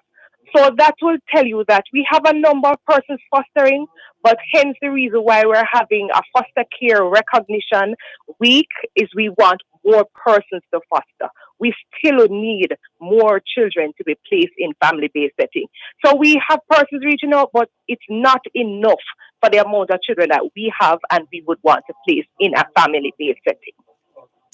What can you tell us about the requirements? How do I know if I am eligible to become a foster parent? All right. Yes. So to become a foster parent, you would have attained the age of 25, between 25 and 65. That's the age we are looking for. However, consideration can be given to somebody over the age of 65, depending on their health and stuff like that. So we take each case on its own merit, but just to say, it's between the ages of 25 and 65. We're looking for persons who have suitable accommodation for children. We want to know that they are gainfully employed and they have a steady income. We want to know that they can provide us with references from Justice of the Peace. We also want to know that they can, if they are say 65 and over, we would want to ensure that they do medical examination to ensure that they are fit and proper to care for a child. We want to also ensure that they are willing to accommodate the Child Protection and Family Services Agency, because each foster parent is assigned a caseworker. And so they must be willing to undergo a home assessment. So they must allow us access to their home and be willing to undergo trainings, which are very important, because although persons would think they know a lot about child care and protection, we would want to train persons and ensure that persons we place our children with, they are well prepared to undertake this journey. It is indeed a journey. Well, give us a sense of the journey from an idea to wanting to foster a child to the process that one has to go through, and then what determines the ultimate decision that is made. All right. So if you are interested in fostering, one, you must apply to the agency. In order to apply to the agency, you visit our website, www.cpssa.gov.jm, or you visit any of our parish offices, which are located right across the island. So we have a parish office. We have an office in every parish. When you have completed that application form, the application form will tell you what it is that you're required to submit. When you have submitted it, we go through the application form, and then we would look to see if you qualify. When you are qualified, we go do a home assessment. Based on the home assessment, you would be required to come in for training. When you are trained and you have been approved as a foster mother, of course, we would ask you what's your preference in terms of age, sex, and we would try our best to match whatever you require, whatever child you might require. When we have found the child, we would ensure that this child has some amount of bonding with you. So we do weekend visits. We allow you to interact with the child before the child is actually placed in your home. So that's how we determine. And then it goes to a placement committee, which we decide if this is the best fit for this child.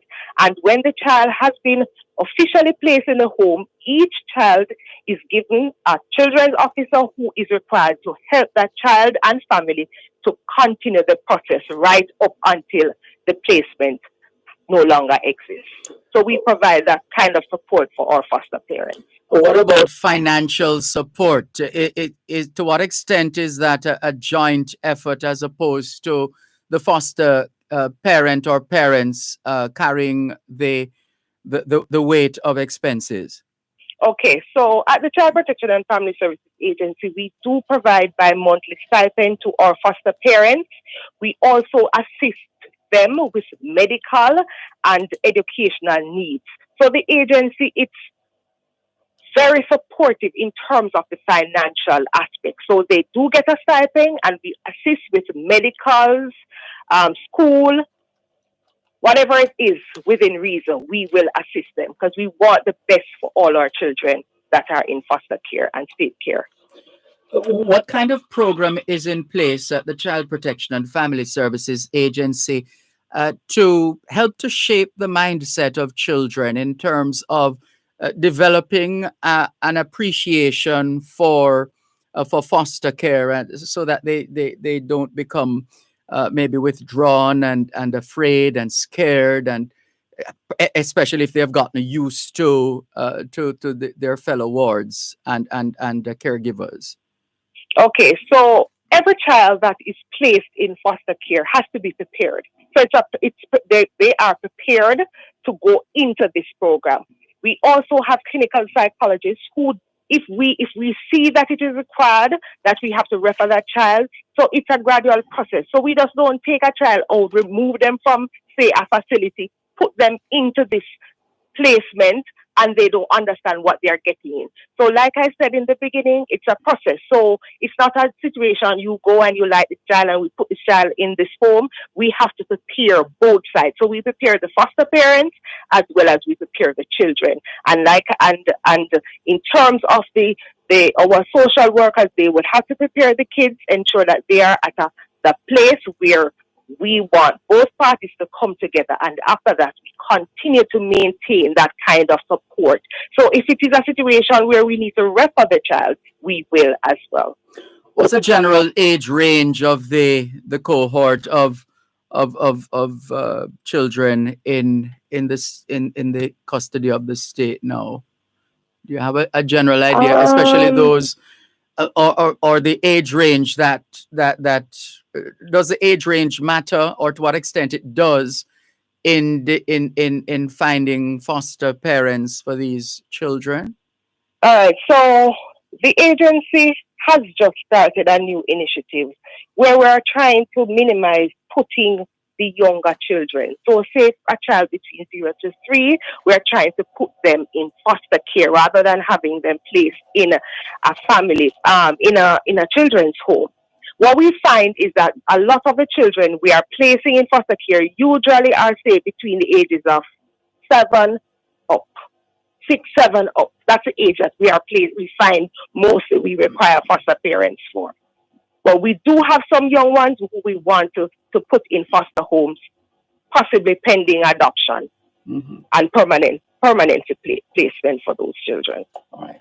Now, how do you navigate these choppy COVID-19 waters in carrying out the tasks that you normally would, especially in relation to foster care, whether in promoting foster care or administering foster care? Okay, so the safety of our children is paramount. Well, just like we adhere to the Ministry of Health and Wellness Education COVID-19 protocols, we consistently remind our foster parents and our children the importance of these guidelines.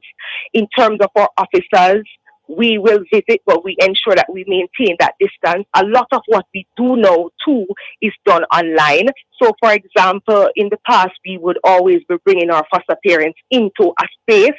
Now we are using the technology, so we do a lot of Zoom trainings and that kind of thing. We do connect with our children via their devices. I'm pleased to say that just recently, all our foster children are basically in receipt of a tablet. So the officers are now able to connect with them. So we are looking at what exists now, and we tailor our social work to ensure that our kids are not abused in any way, and we give them all the support that they need. And is there a particular? It doesn't matter the time of the year, really. There's no particular set. There's no set time when, or is there when you when you explore the possibilities of finding a foster parent or parents for your children? No, there is no set time. But let me hasten to say that this time of year is a time when we recognize and we seek to get more persons on board. So this week is Foster Care Week, and what we are doing this week is we are trying to get additional persons to come on board. The mode of which we do it, we started with church services, some of them virtual, some of them we went into churches. We are doing drive-thrus because we have to ensure the safety. So we are our staff. So we are still going out there looking for foster parents, but at the same time, we have to ensure the safety. So we are doing the drive-thrus, the promotional walkthroughs, that kind of thing this week in order to get foster parents on board, additional foster parents. But it's a continuous process. So we are always seeking to get foster parents right from January until December. Give us an idea of is there a theme that you're working with this year, and how do you see the rest of the week going? All right. So, and in fact, how has it been so far? Because the week would have started on Valentine's Day on Sunday, right? Right. So our theme this year is every child needs a family. And we are really passionate about this. We would want our children to be in families. Yes. And so what we have been doing since the week started, we started with church services, and we have had church services right across Jamaica. So officers would have gone into these churches or read the messages of the CEO. Sorry, tell us some more after the break, please. Listeners, our guest on this week's edition of Kids Connect is Mrs. Francine Rooms, Southern Regional Director for the Child Protection and Family Services Agency. We're talking about foster care. How about fostering a child today?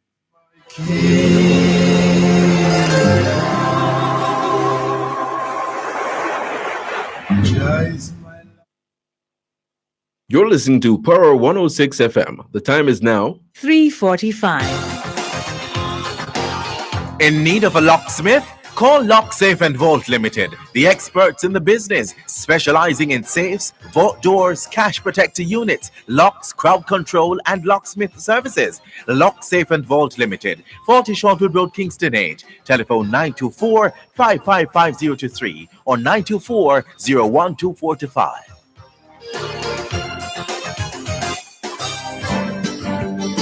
Community Meds Pharmacy, the only drive-through pharmacy in Portmore, is still open for business. Our opening hours remain the same, 10 a.m. to 10 p.m. daily. We encourage all Jamaicans to self-quarantine if you've come into contact with anyone who has the COVID-19 virus. Protect yourself and others. Community Meds Pharmacy. Call 876-704-4962. Both sides of the story. Tune in this and every Tuesday at 3:30 p.m. for Kids Connect during Both Sides of the Story with host Dervan Malcolm to join in a series of discussions on building a strong relationship with your child. We invite children to call in and voice their concerns. This broadcast is brought to you by the Child Protection and Family Services Agency, CPFSA. Every child deserves protection. Biomed Pharmacy, Margins Pharmacy, Cumberland Medical, and Lock Safe and Vault. That's a live broadcast of Kids Connect during Both Sides of the Story with host Dervan Malcolm at 3:30 p.m. this and every Tuesday, right here on Power 106 FM. So who shall I fear? He's my guide throughout this creation. It's National Foster Care Recognition Week. This is the 15th annual National Foster Care Week. The theme is Every Child Needs a Family. Every child needs a family. The week started off with church services on Sunday, and we're going to hear more of the activities that have been taking place and perhaps activities to come. All things being considered and taking into account COVID-19 protocols. Mrs. Francine Rooms is the Southern Regional Director for the Child Protection and Family Services Agency, CPFSA, and she's our guest on Kids Connect this week. She's been sharing with us the details of this 15th annual National Foster Care Week.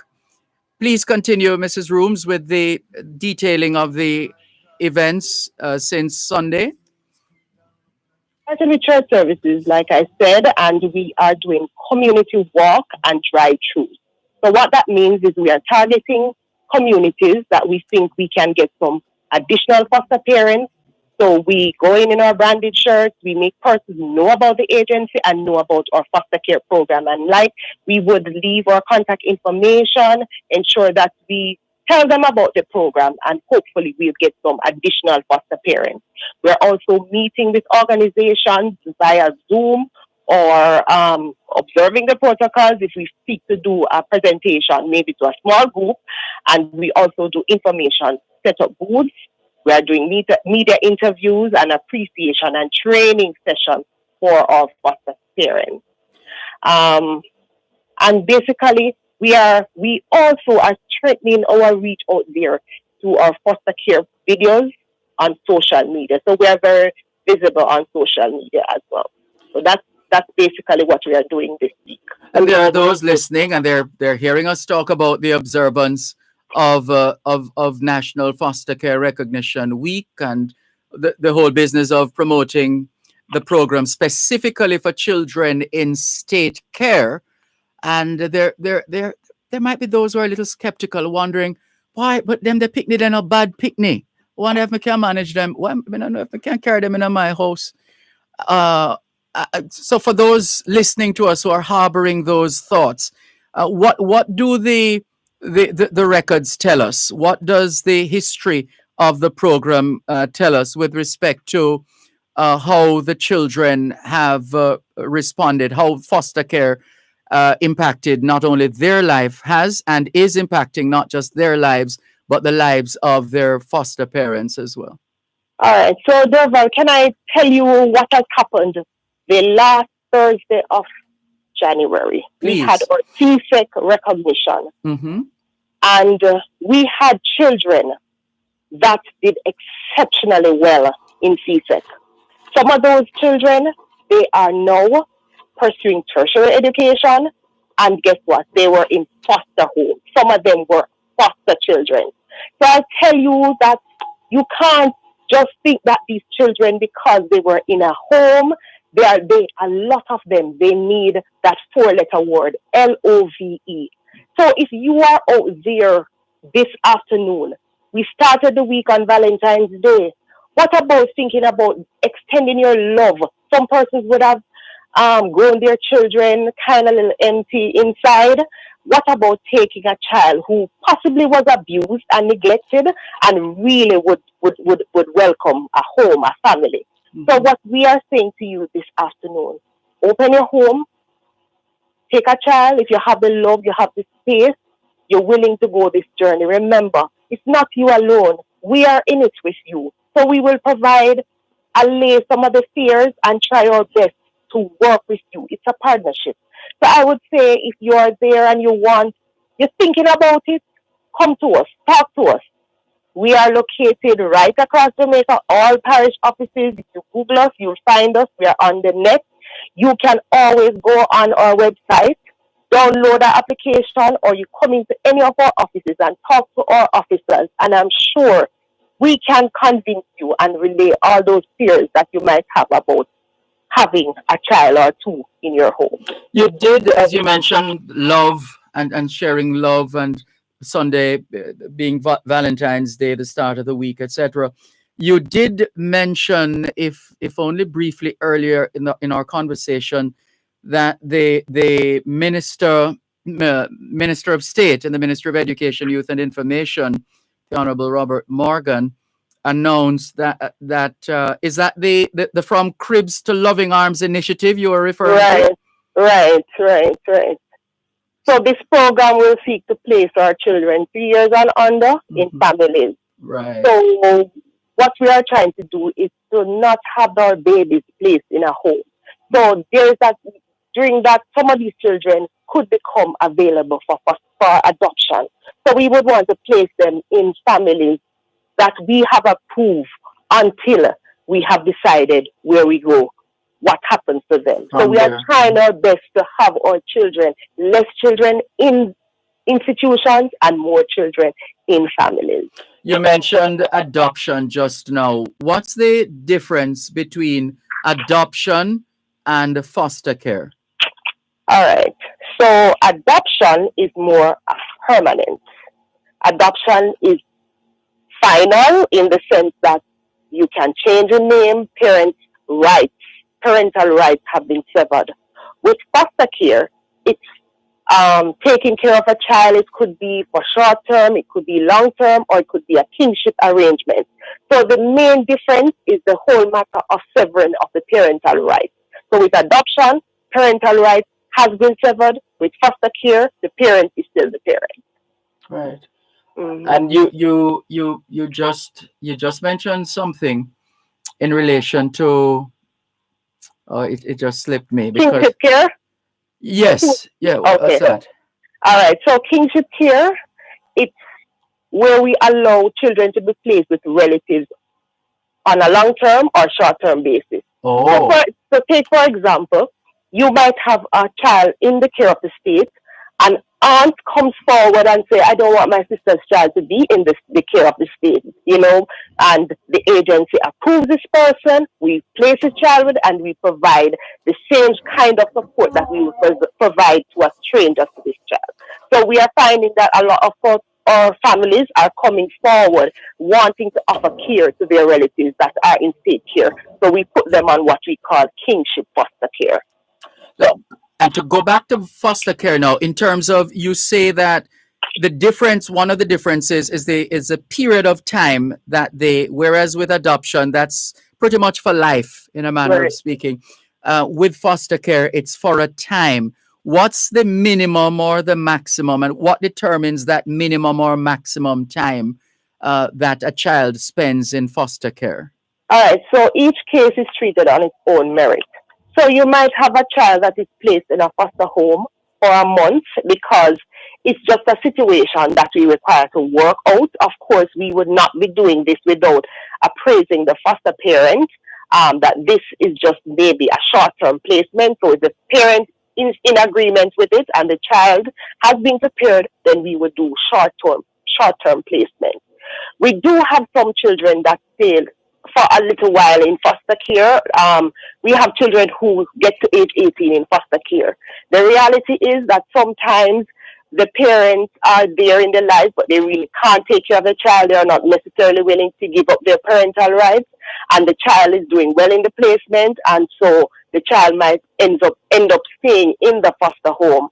And of course, we continue to provide that support, because one of the things with foster care is that the officer is responsible, us at the CPA is responsible in ensuring that the child still maintains some amount of contact. And we can, because what we are hoping to do at the end of the day is for children to return to their parents. So if it is that you place a child with a total stranger, we are working with the family to ensure that eventually the child goes back to mother, because we would want mother to improve her situation. So we empower mother so that mother in the long term or short term will be able to have the child return to her. So those are some of the conditionalities under which we determine whether it's short term or long term. For those listening and they're thinking, all right, I've gotten a lot of information this afternoon from Mrs. Rooms.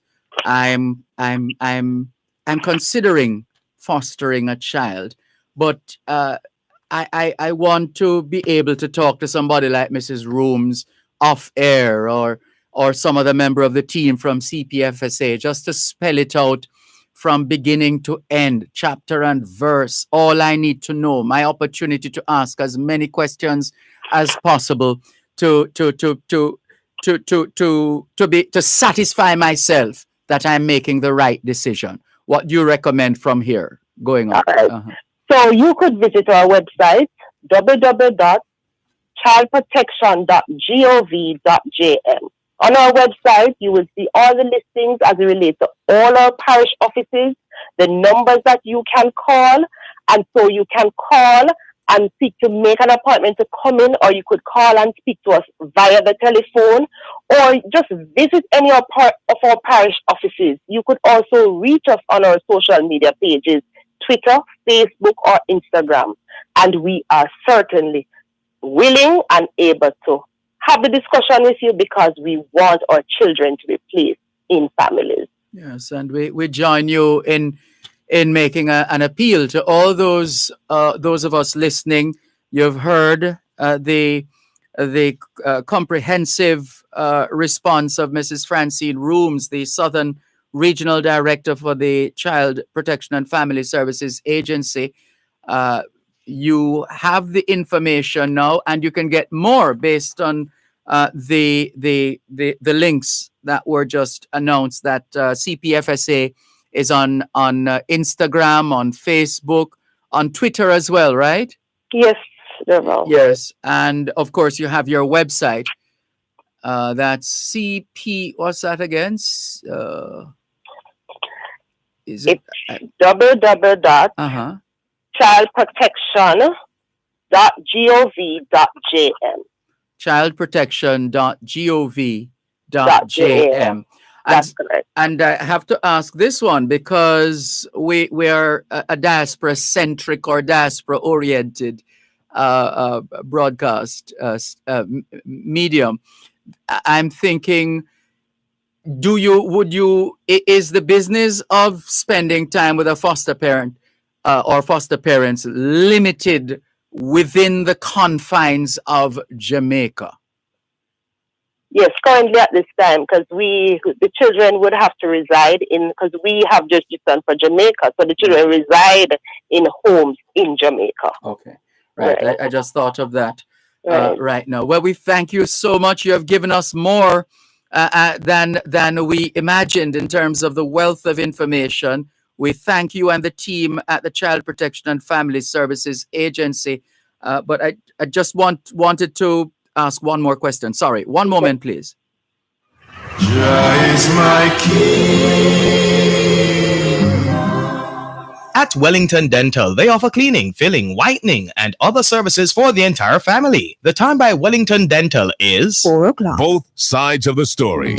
Tune in this and every Tuesday at 3:30 p.m. for Kids Connect during Both Sides of the Story with host Dervan Malcolm to join in a series of discussions on building a strong relationship with your child. We invite children to call in and voice their concerns. This broadcast is brought to you by the Child Protection and Family Services Agency, CPFSA. Every child deserves protection. Biomed Pharmacy, Margins Pharmacy, Cumberland Medical, and Lock Safe and Vault. That's a live broadcast of Kids Connect during Both Sides of the Story with host Dervan Malcolm at 3:30 p.m. this and every Tuesday right here on Power 106 FM.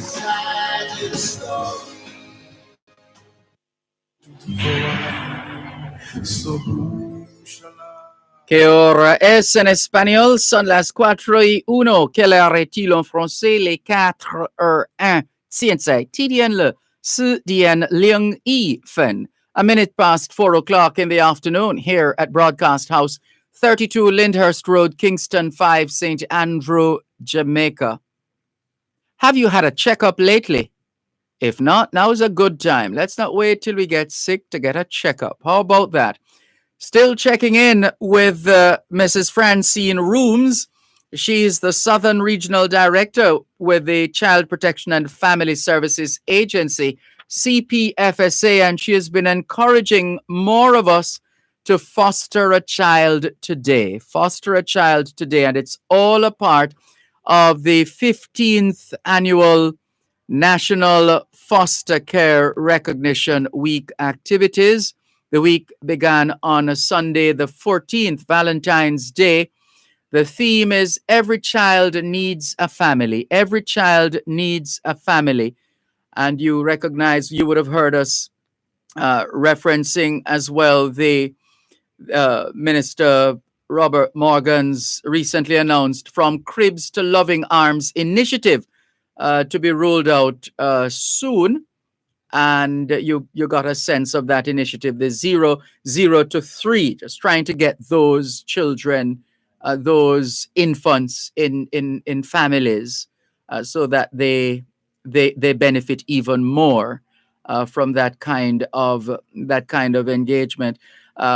Just wanted to give you another opportunity to make an appeal as we wrap, and also to remind all listening.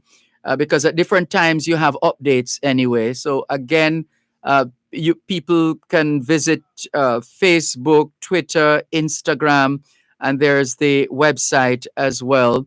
Child Protection. Remind me, Mrs. Rooms. Okay, so you can visit our website, www.childprotection.gov.jm. You can also visit any of our parish offices, and we are located in 14 parishes across Jamaica. You can also visit our social media pages on Twitter, Facebook, or Instagram. And our head office is located at 48 Duke Street. The telephone number is 948-2841-2. And that appeal now, one last time, for those who are Right. still a little nervous. So I want to say to you Jamaicans listening, you have love in your heart, you love children, you want to make a difference in this country. we have some children who, just by virtue of their circumstances, they end up in the care of the state. Their lives they need love, they need attention. But a lot of what they require, they can't get it in a children's home or in a place of safety. Hence, the Child Protection and Family Services Agency is reaching out to you this afternoon, tugging on those heartstrings. Think about it. Think about taking a child into your home. This is something that will give you ultimate joy and satisfaction. So if you think that it's something that you can do, I beg you, I ask you, I encourage you, I prod you, I really want us to think about having a child in your home or two. Thank you. Thank you very much. You've done a masterful job, Mrs. Francine Rooms, Southern Regional Director with the Child Protection and Family Services Agency. Well done to you and the team at the CPFSA. Happy National Foster Care Recognition Week 2021. Thank you so much. Thank you, Dervan. It's been a pleasure. Take care.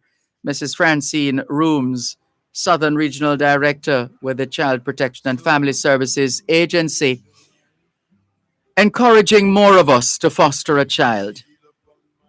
Let's do the best we can while we can, making a difference. There are those of us whose children are now grown adults and they have started their own families, and you still have a room or two as well, and you still have the energy, the vim, vigor, and vitality to raise another child or two. What an opportunity the Child Protection and Family Services Agency is providing. Currently, 1,126 children, children in foster care, and of a total of 4,467 children. So there's room for more.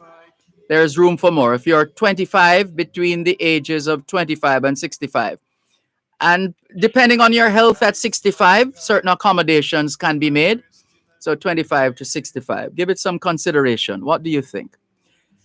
And that's it for this week's extended edition of Kids Connect here on both sides of the story, Power 106 FM.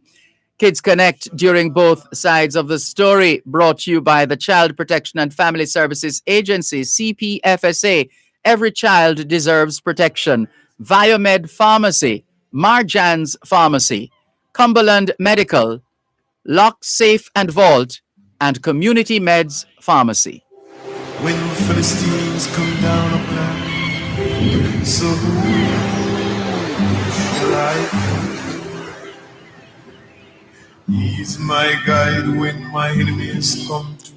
Let's continue with more now on your program, Both Sides of the Story, Power 106 FM, still streaming live on the Gleaners website, go-jamaica.com, live on your smart devices all over the world, taking your calls on 876-922-4112, 876-922-4113, 876-922-4114, and 876-922-4115. The text line is the same as the WhatsApp number, 876-365-3346, which means you can send us your text messages, your WhatsApp messages, your voice notes, and you can call us on the WhatsApp line as well. Good afternoon to Angela in Toronto, Canada. Steve, also in Toronto, Ontario, Canada, says, the thing though, Dervan, is that we're not progressing on the social front, especially where crime is concerned. My challenge is how silent and accepting we all have been. We need an Arab Spring. Well, let's hope it doesn't come to that, Steve in Toronto, Canada. He says, my parents fostered and then adopted a child whose parent was killed. We thank your parents for doing that. My cousin also adopted a child, says Steve. Thanks for sharing those two stories with us, Steve. Those two experiences, those two choices, those two decisions that were made in the best interest of the children. Thank you very much, Steve. in Toronto, Canada. All the very best to you and your family. Here's a message from Joan on our text line 876 365 3346. Good day. We have a lot of mental health issues in this country that are not being diagnosed and or treated. Hence, some of the atrocities, some of the murderers are walking around with unresolved issues and unleashing their burdens on society. Yes, those would fall into the category we referenced earlier on.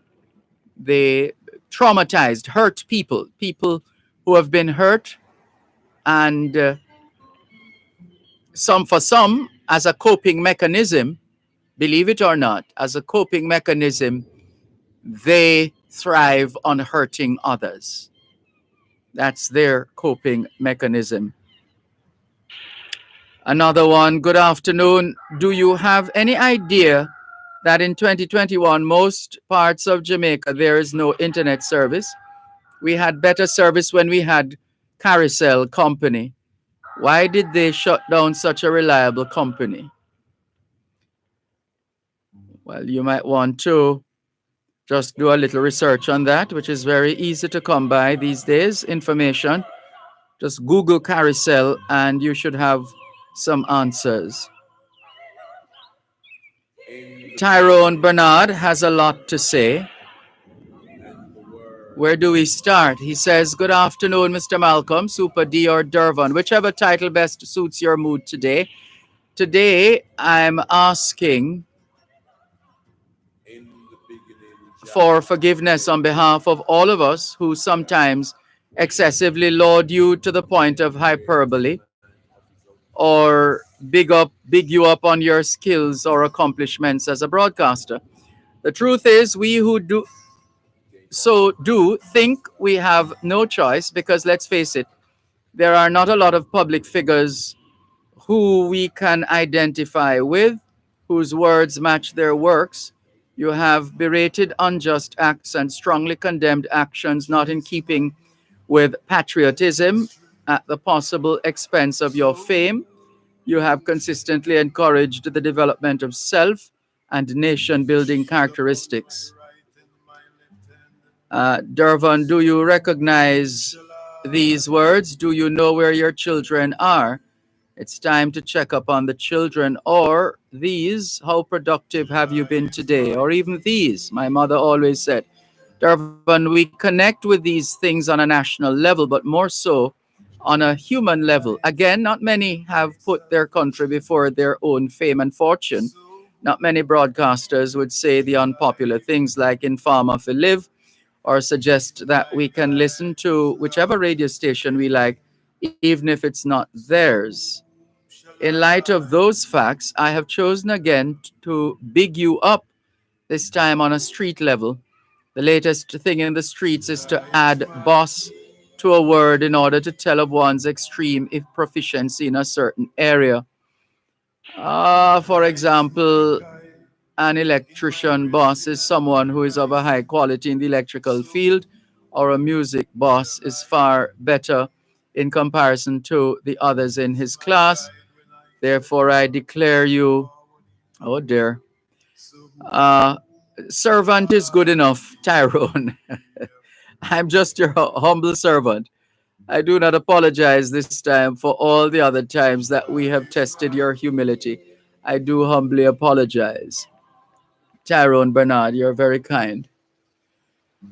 Let's go to the phone lines once again. 876-922-4112-5. Good afternoon. Thanks for calling. Good afternoon. Good afternoon, Miss Mervis. I joined with the big up from that person, lengthy one, good one. Yes, so I said ditto to that. You're very kind. Yes, I been listening before, and this about this the child Child foster protection, care thing foster there. care, yes. Yes, but before I go there, I like you the way you were correcting some English. Yeah. Because we have one that is frequently used, the reason why. All kind of people use it. Everybody saying yes. the reason why, and it is so wrong. Yeah. When once you say the reason, you don't need to say why. Yes. It's what you call it redundancy. There you go. My brain not so bad for so many years. Oh, far from being bad, Miss Mervis. One moment, please. And the Word was with Jah. You're listening to Power 106 FM. The time is now 4:15. Bashko time. All the things that you need. Bashko. Prices so low, you will never need alone at Bashko. Tell it. At Bashko. Watch where you're shopping. Appliances, houseware, furniture, and rugs. Gifts and linens and glass and mugs at Bashko. Where you shopping? At Bashko. Tell them. Where they not also in the east and the west. Bashko. Them all over, they must be the best at Bashko. Where you shopping? At Bashko. Again. At Bashko. At Bashko. At Bashko. The store that gives you more. Listen to the story of the Jamaican diaspora on Diaspora Check-In every Wednesday at 4:30 p.m. during both sides of the story with host Dervan Malcolm, the story of Jamaicans at home and abroad. That's Diaspora Check-In every Wednesday during both sides of the story, brought to you by GK Western Union. Receive money directly into your bank account today.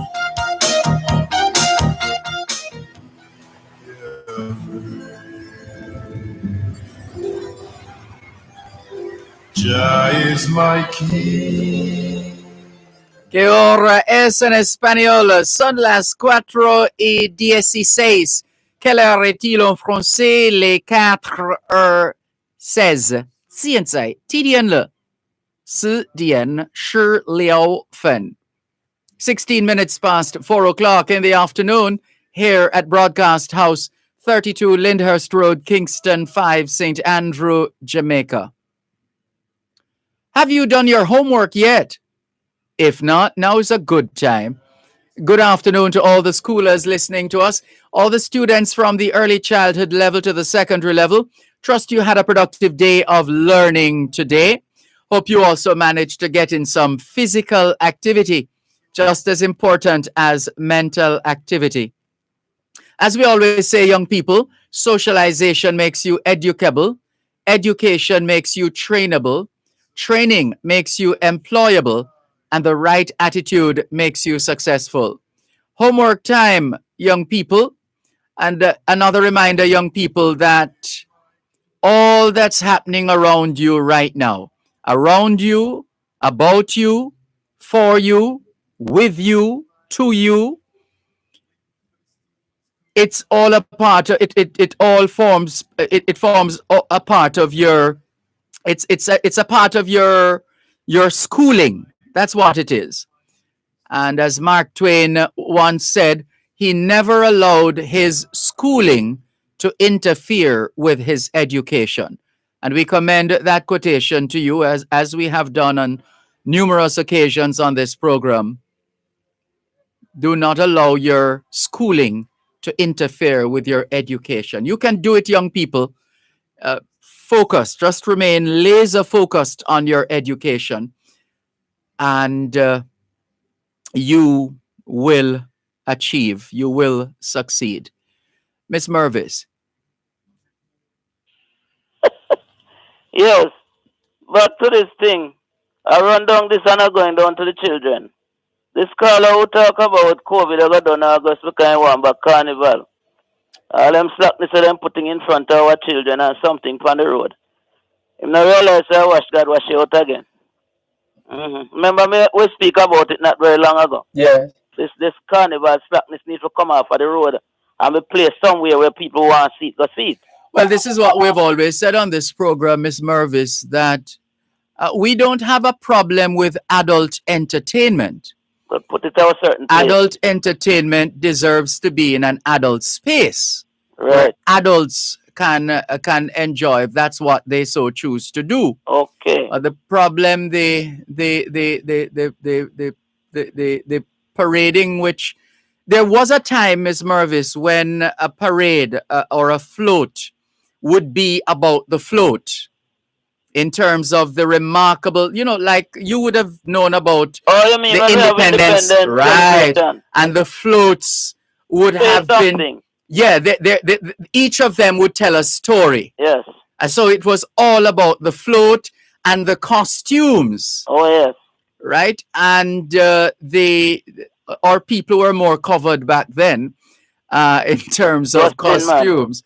But it is now at the point of a glorification of the flesh. On the day of worship. Right. Okay, we be praying to God for intervention, Dervan.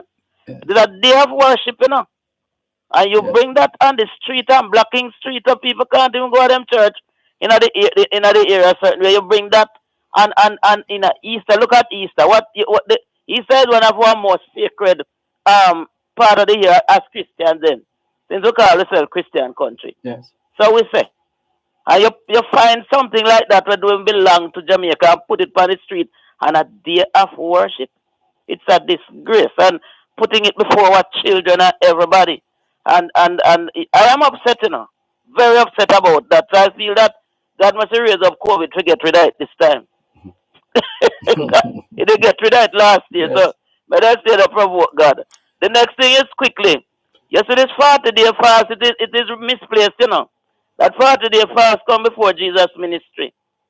It must precede a ministry. When you go minister out there, you need them backup fast to deal with demonic forces, because that is what in the nation why people behaving like how they're behaving. There's a strong demonic influence in the nation.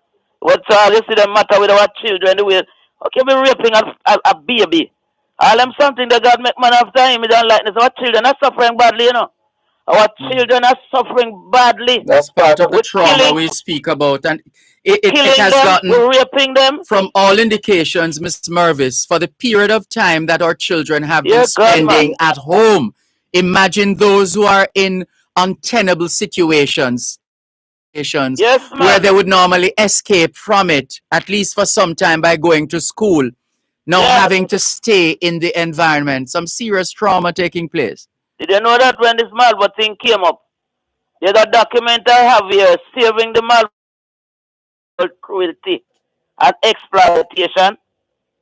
Yes? If you look carefully at that Malva thing, where John Mohammed got that boy at 15 and program him, teach him to shoot at his own portrait. There's this lady, Miss Carmita, I can't remember, Albaros, I have her I details. listened to her talk about him. Yes. What happened to the child? And I tell them time and time again that God said, if you don't deal with that case for what it was and deal with America for what it was, get him released, you know what the last thing the Almighty said to me? They must request and interview the police. And the Minister of National Security request an interview with him. Let him tell them what John Mohammed did with him. It's the same thing happening to our children out here. It's a disgrace. Them what them big gun, what them get. You know the time when we start to talk about hanging Dervan down the road. When people start talking about hanging, you know that was the time when these wicked men begin to use the young people to become them gangsters, because gang members. Because them feel we wouldn't hang them. Eh? Me know that from down the road, That's why they're using them. Because they feel the society will be more lenient with them. So them sit down in the background and push them out there, those wicked wretches. I hope God will get even with them one of this day. It's hurting as an educator and as a teacher. Yes. I don't know, it really hurt to see what is being done with our young people and our children. I remember Chief Justice Lindsay Wolf used to lament the age group coming to before him in the court. And so I called him and set up a discussion with him, and he entertained me. I went to his office on King Street for 1 whole hour. He was there, and I showed him all the information and stuff I had that could help the situation. And he asked me, nobody not tell me I'm mad, man. So there was something. And I wish the diaspora could help us up there to find those them up there where send the gun them down there, Because guns coming from up there. Coming from up the United States, and I wish that the diaspora could do something. try to do something. Find out who up there selling these bundle of guns down and giving our children. You know? It really, I don't know. Sometimes I speak and I might sound away, but there's a certain condition built up in me, you know. Because there's something about me and children. I stay out here. I run some reading program. I did all kind of program for them in churches and out of church in community and whatever. And what I learned about those children, we document some of them, you know. No man, we can't go down the road like this. We can't go down the road allowing these big men, them use them sexually, them use them politically, our children are just being used. Yeah? And the Almighty is so upset. Children are his heritage. And as if COVID-19 wasn't bad enough and the crime rate as it is, add to that what is happening in a lot of communities these days. I don't know if that is their way of acting up because of curfew or whatever, but a barrage of gunshots being fired in communities virtually every single night. Can you imagine those Every those single children, night. those children living in a place When that you do- talk to parents and their children, and they tell you that how they're holding the parents holding their children and the child running under the bed once the shots start if to something firing. if something just drop and make a noise. You know, that's a traumatized them run That every they run town. exactly, and I don't know how we're going to stop this one, but we have what is it?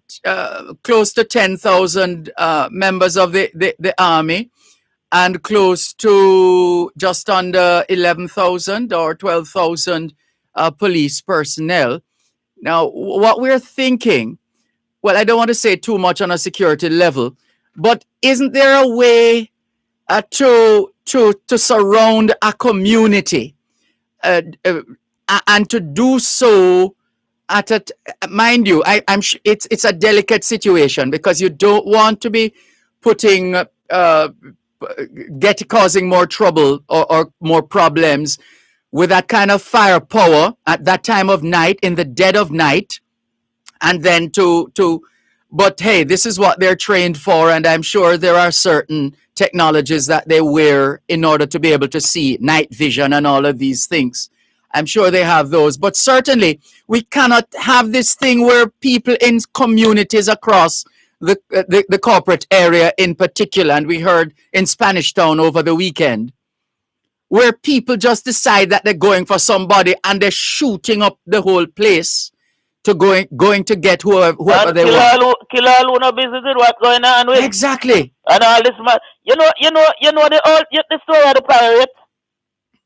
Which one of the stories? Pirate them man, where you used to operate on the high seas and plunder and kill and pirates. Mm-hmm. You know so that kind of spirit operating on them guys. No, those were no. Hold on. Miss Mervis. Those were that sounds like child's play compared to what is happening. Dervan, not change. When you go out, me read my Bible a while ago. Me love study my Bible. We still not sit down and study this. Man, wicked long time, you know. God good long time. The devil. There are two kingdoms in here: the kingdom of good and the kingdom of evil. And I am going to tell you, I'm around here studying Bible, and I'm documenting some things.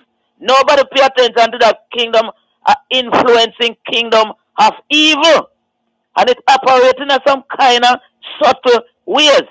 And I am dealing with some cases, with mental cases, all kind of situation, and I'm documenting. You hear me? That's why I tell you the other day, I think God has steamed me up for God. They're going to do something. He must set me up. Because you see, this thing calls for more than just physical. It's a spiritual undercurrent that is influencing these things. And you see, we church people, we need to get to the place to understand that this thing is not physical. You got to go down, when you go in the scripture, you see how God tell some people how to fight a battle, you know. Yes, we just don't read about Josephat and some of them. And then tell them exactly how to fight. This God where we talk about is still alive. If I got the police and the soldier, there's something in here that kind of thing cannot manage. And I'm telling you it because I run these programs God, give me some things to talk to these young people. I see how it affects them. And I know, beyond the shadow of a doubt, that if we, people who call ourselves Christians then, get to God, stop telling him what to do, Dervan. We need to stop telling God what to do. We need to get before God and ask him what to do. Like when I ask him that what him give me, it work. Well, what we have to do now, Miss Mervis, is to take a break. Can we thank you for your contribution this afternoon? So this foster care, I have known foster care children who One came moment, out please, good. Miss Mervis. One moment. You're listening to Power 106 FM. The time is now 4:30. Dear Pastor with Reverend Dr. Aaron Damas on Power 106 FM is now 1 hour, 10 p.m. to 11 p.m. Monday to Thursday. 1 hour of solid advice, great interaction, and a belly full of laughs. That's Dear Pastor, now 1 power-packed hour, 10 p.m. to 11 p.m. Monday to Thursday here on Power 106 FM.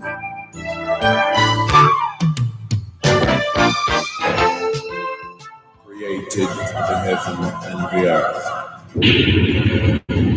Then created man of his own life. Miss Mervis, are you still there? Yes, ma'am. I'll allow you to wrap, but we have... Yes, I'm going to wrap because I have been long. This foster care thing, I have known 2 foster care children. One was at St. Mary Technical, and he was the head boy of the school, and there was this other one I taught in grade 6 who passed the common entrance. Well, he left the community after. I don't know where he got end up. But I have known foster care children that have done very well. And what I miss is the Swift Purcell Boys Home, where they burned down, and wish we could build back another boys home, because you see, if we have a place where we just put them, just re-socialize them. You know what I mean? And it's not that hard, you know, Dervan. No. That's why I'm telling you, so when you ask God for the strategy, anything you go out there with work. When I ask him what to do, me draw one big head man on the blackboard in front of one grade 9, 10, 11, one man around him without head. And them laugh. And when I finish explain what that was saying, you know what them said to me? Miss, we used to plan all kind of things to do in this thing when you come, but we couldn't do anything when you were talking. All kind of mischief. God, give me some kind of things to use, you know. I'll tug a war when them draw one leg of the rope and the rest drop for the other side, and me say that the one with leg of the rope loose can reach the line. You know what God said to me? One win with wisdom and one win with strength. The one win with wisdom and the one with leg of the rope. Yeah? You explain those things before you get pulled over. Let go. Thank you, Miss Mervis. All the best. This is your program, Both Sides of the Story, Power 106 FM. Hello, good afternoon. Thanks for your patience. Teacher. Good afternoon. Good afternoon, man. Been a while. Indeed it has. God is good.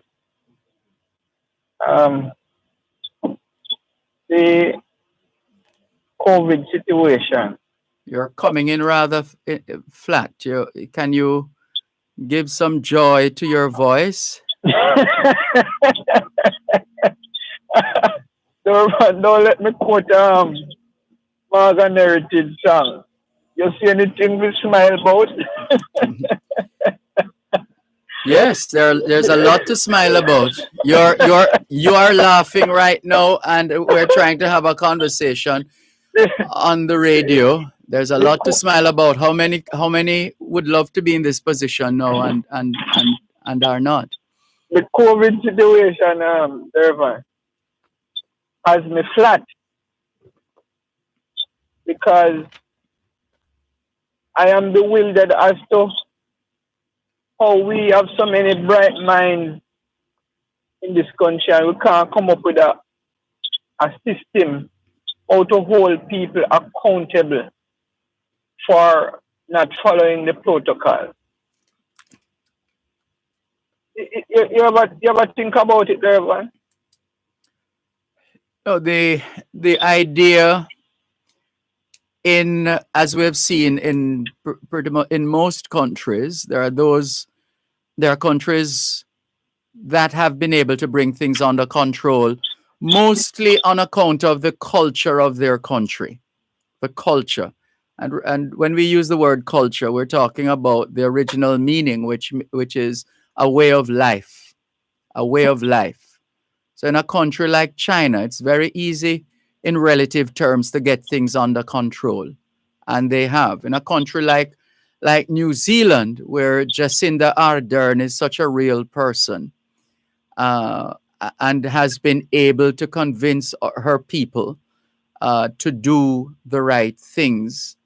And also the fact that she would have acted pretty early in making certain decisions, which would have which would have resulted in her not having to make more drastic decisions, because she, along with her team and the support, importantly, the support, the solidarity of the people of New Zealand, and now they can say New Zealand is COVID-19 free. So there are different factors at play. Unfortunately, we're not blessed with a culture of discipline and obedience to the point where it would overshadow whatever form of misbehavior there might be in the country. So it's what we're seeing is a reflection of all of us in more ways than one, whether through commission or omission.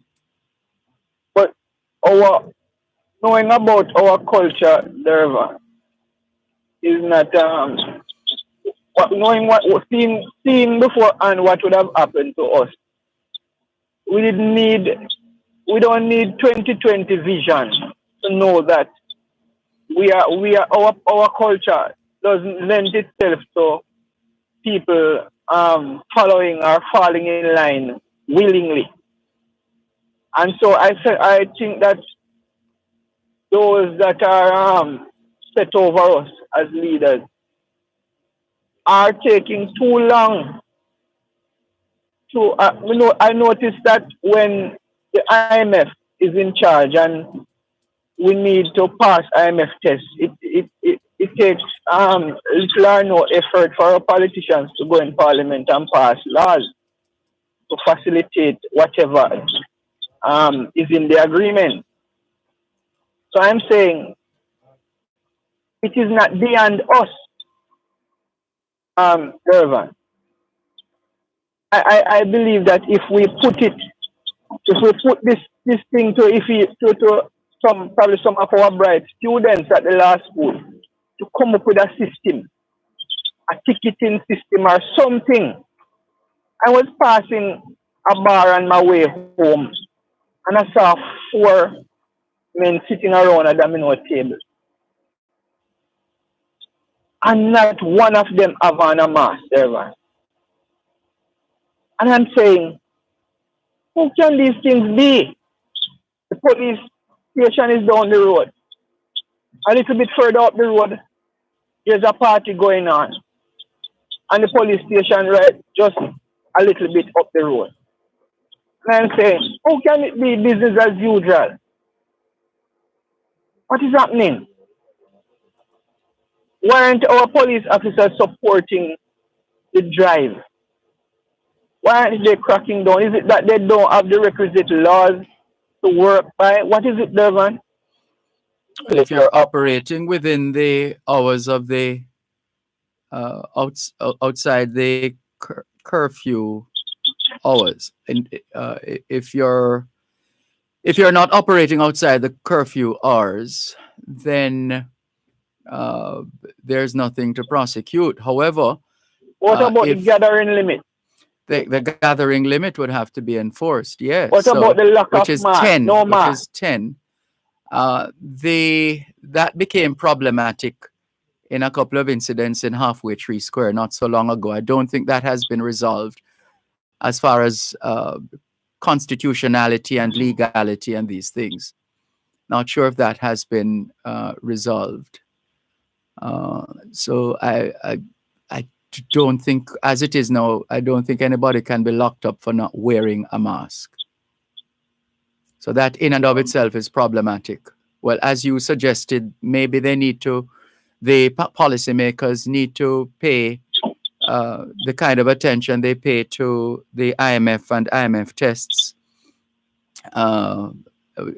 They need to transfer some of that energy to the fight against indiscipline in the face of COVID-19. But our people will always find a way, it seems. Will always find a way to do the wrong thing. I'm looking at I was listening to the extended interview you had with the lady from CPSFA. So they call it? Yes, CPFSA, Mrs. Francine Rooms. Yeah. And, I was listening to hear if persons who have already gone ahead and taking children who did not exactly went into the state control, but they were on the verge. If those children if those children would be qualified to be foster children. No doubt the CPFSA team would want to get further and better particulars on such a scenario to be able to advise you accordingly, or whoever the person is accordingly. But because there would have to be certain parameters within which you could go forward, or whether you just have to continue as is because of the organic nature of that foster care, in inverted commas. I'm thinking that in these tough COVID times, if there are financial help, as I heard you ask her about, I would want to tap into that help because it is really tough. Yes. Really Well, you're finding- free. I deliberately had her repeat the contact details a few times because we can't ask. Well, we don't know. We can't ask all the questions. No, you'll never be able to. Right. So I would humbly suggest a call to the Child Protection and Family Services Agency, CPFSA. I'll certainly do that. And you can fill us in if you do get a complete response further to whatever other information you'd have had to supply. I'll definitely do that. A last thing, I noticed a number of your texters are disappointed in the number of COVID tests that we have been doing as a country. And I was listening to the BBC yesterday. I don't know if this is something that that could look into and see where they have dogs doing tests for COVID. I don't know if that could be a more speedier process. Oh, you have a dog who needs testing? No, not the dog do the test. Not the dog taking the test, but the dog actually testing for the COVID, where they swab at the airport. Oh, these are dogs that are trained to detect COVID-19. Yes. Yes. Mm-hmm. Yeah. Yes. I was listening to the BBC yesterday, and I heard it. I was really blown away. Yes, man. That's been happening for a little while now. Yes. We can train. This is a beautiful thing about dogs, especially. Well, let me not discriminate, but it's a thing. They can be trained to do almost anything, almost.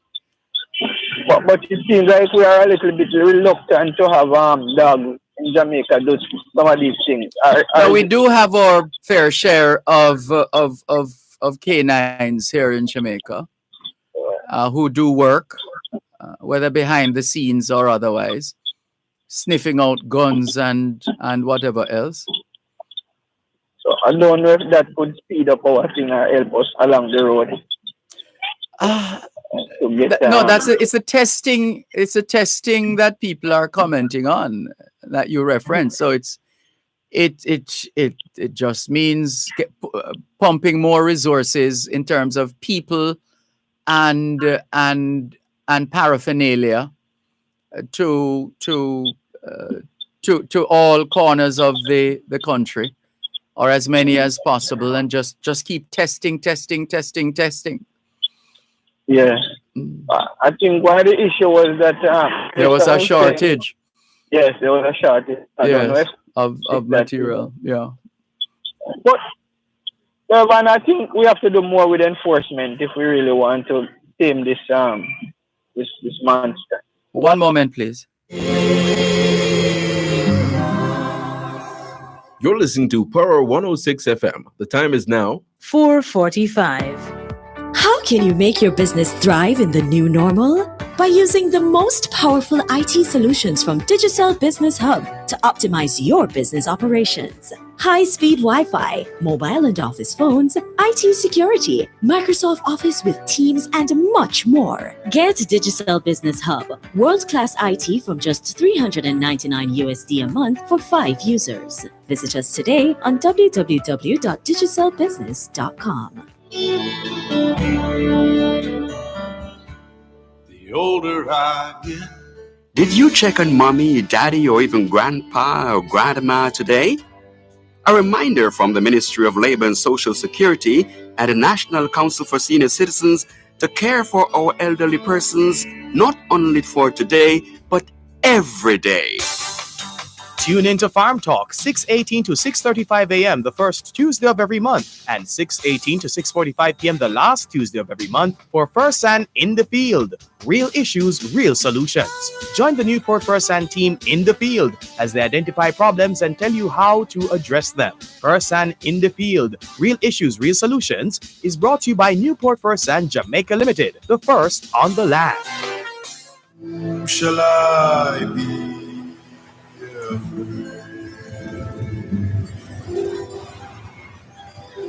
Jah is my king. Jah is my light and my salvation. So whom shall I fear? He's my guide throughout this creation.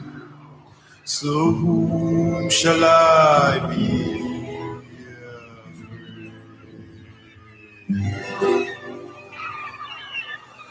Jah is my king.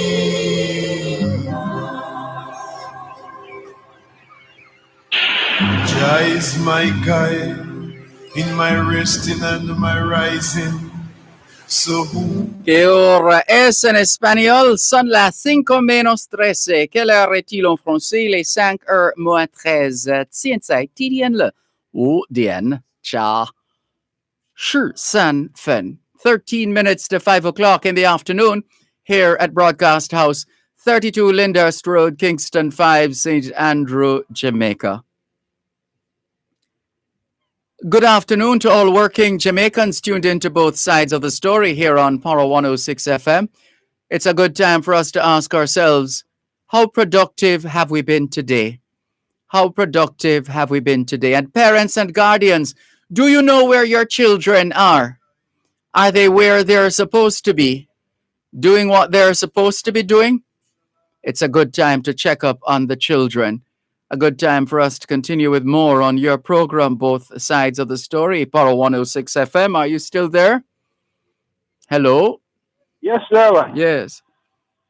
I want to touch a little bit on this touchy matter about abortion. Quite a bit discourse taking place. We think we need to broaden it. We need to bring it down to a micro level where we bring it into the community where we can really have that discussion, walk the discussion wide.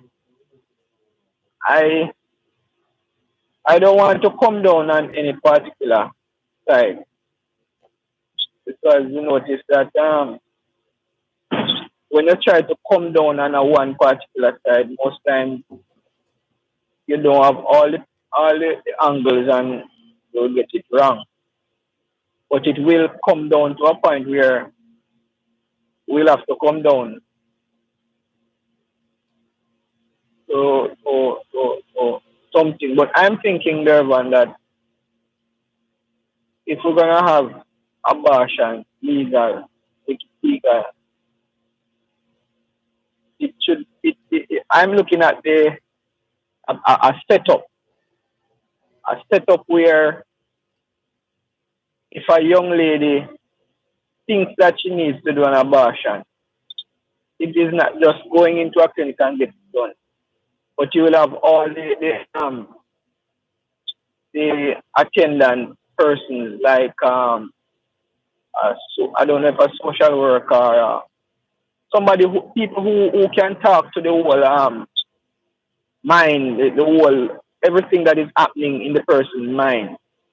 So the person will be able to see these professionals and to be able to talk to them. And if the person is having issues with don't know how she would facilitate or provide for that child, the person could be pointed in a certain directions or so, but it wouldn't just be a straight, okay, you go there and get it done. Understand what I'm saying, Dervan? We're hearing you. Yes, it would be a system where people can go in and interview and we look at your situation and we talk to you and help you and to show you other ways of how to go about. But if you decide that this is the only way or this is the best way, then you would have it done in a safe way and not a batch thing where you end up having life or something like that. So it is done. I want to hear the discussion go down that road. What are the things that will be provided for if it should go? If it should be legalized. Yes. Mm-hmm. And not just a clinic around there, so everybody knows that is the clinic where people go and do abortion. Yes. I'll leave it there for today. Thank you very much for the call. All the best. This is your program, Both Sides of the Story, for what time is it? Okay, almost time to wrap. Let's take some more of the messages coming through. Oh, we've been neglecting quite a few people here. Sorry. 876-922-4112-5 are the numbers. Let's clear these messages on YouTube. We're still encouraging support in terms of subscribership on YouTube. Remember, we need a minimum of 1,000 subscribers in order to go live from a smartphone, to go live on YouTube from a smartphone. Minimum 1,000 subscribers. I think we are, where are we now? We are 300. Let's check. Is it 3 or 200? Let's see. 379 subscribers. That's where we are. 379 subscribers.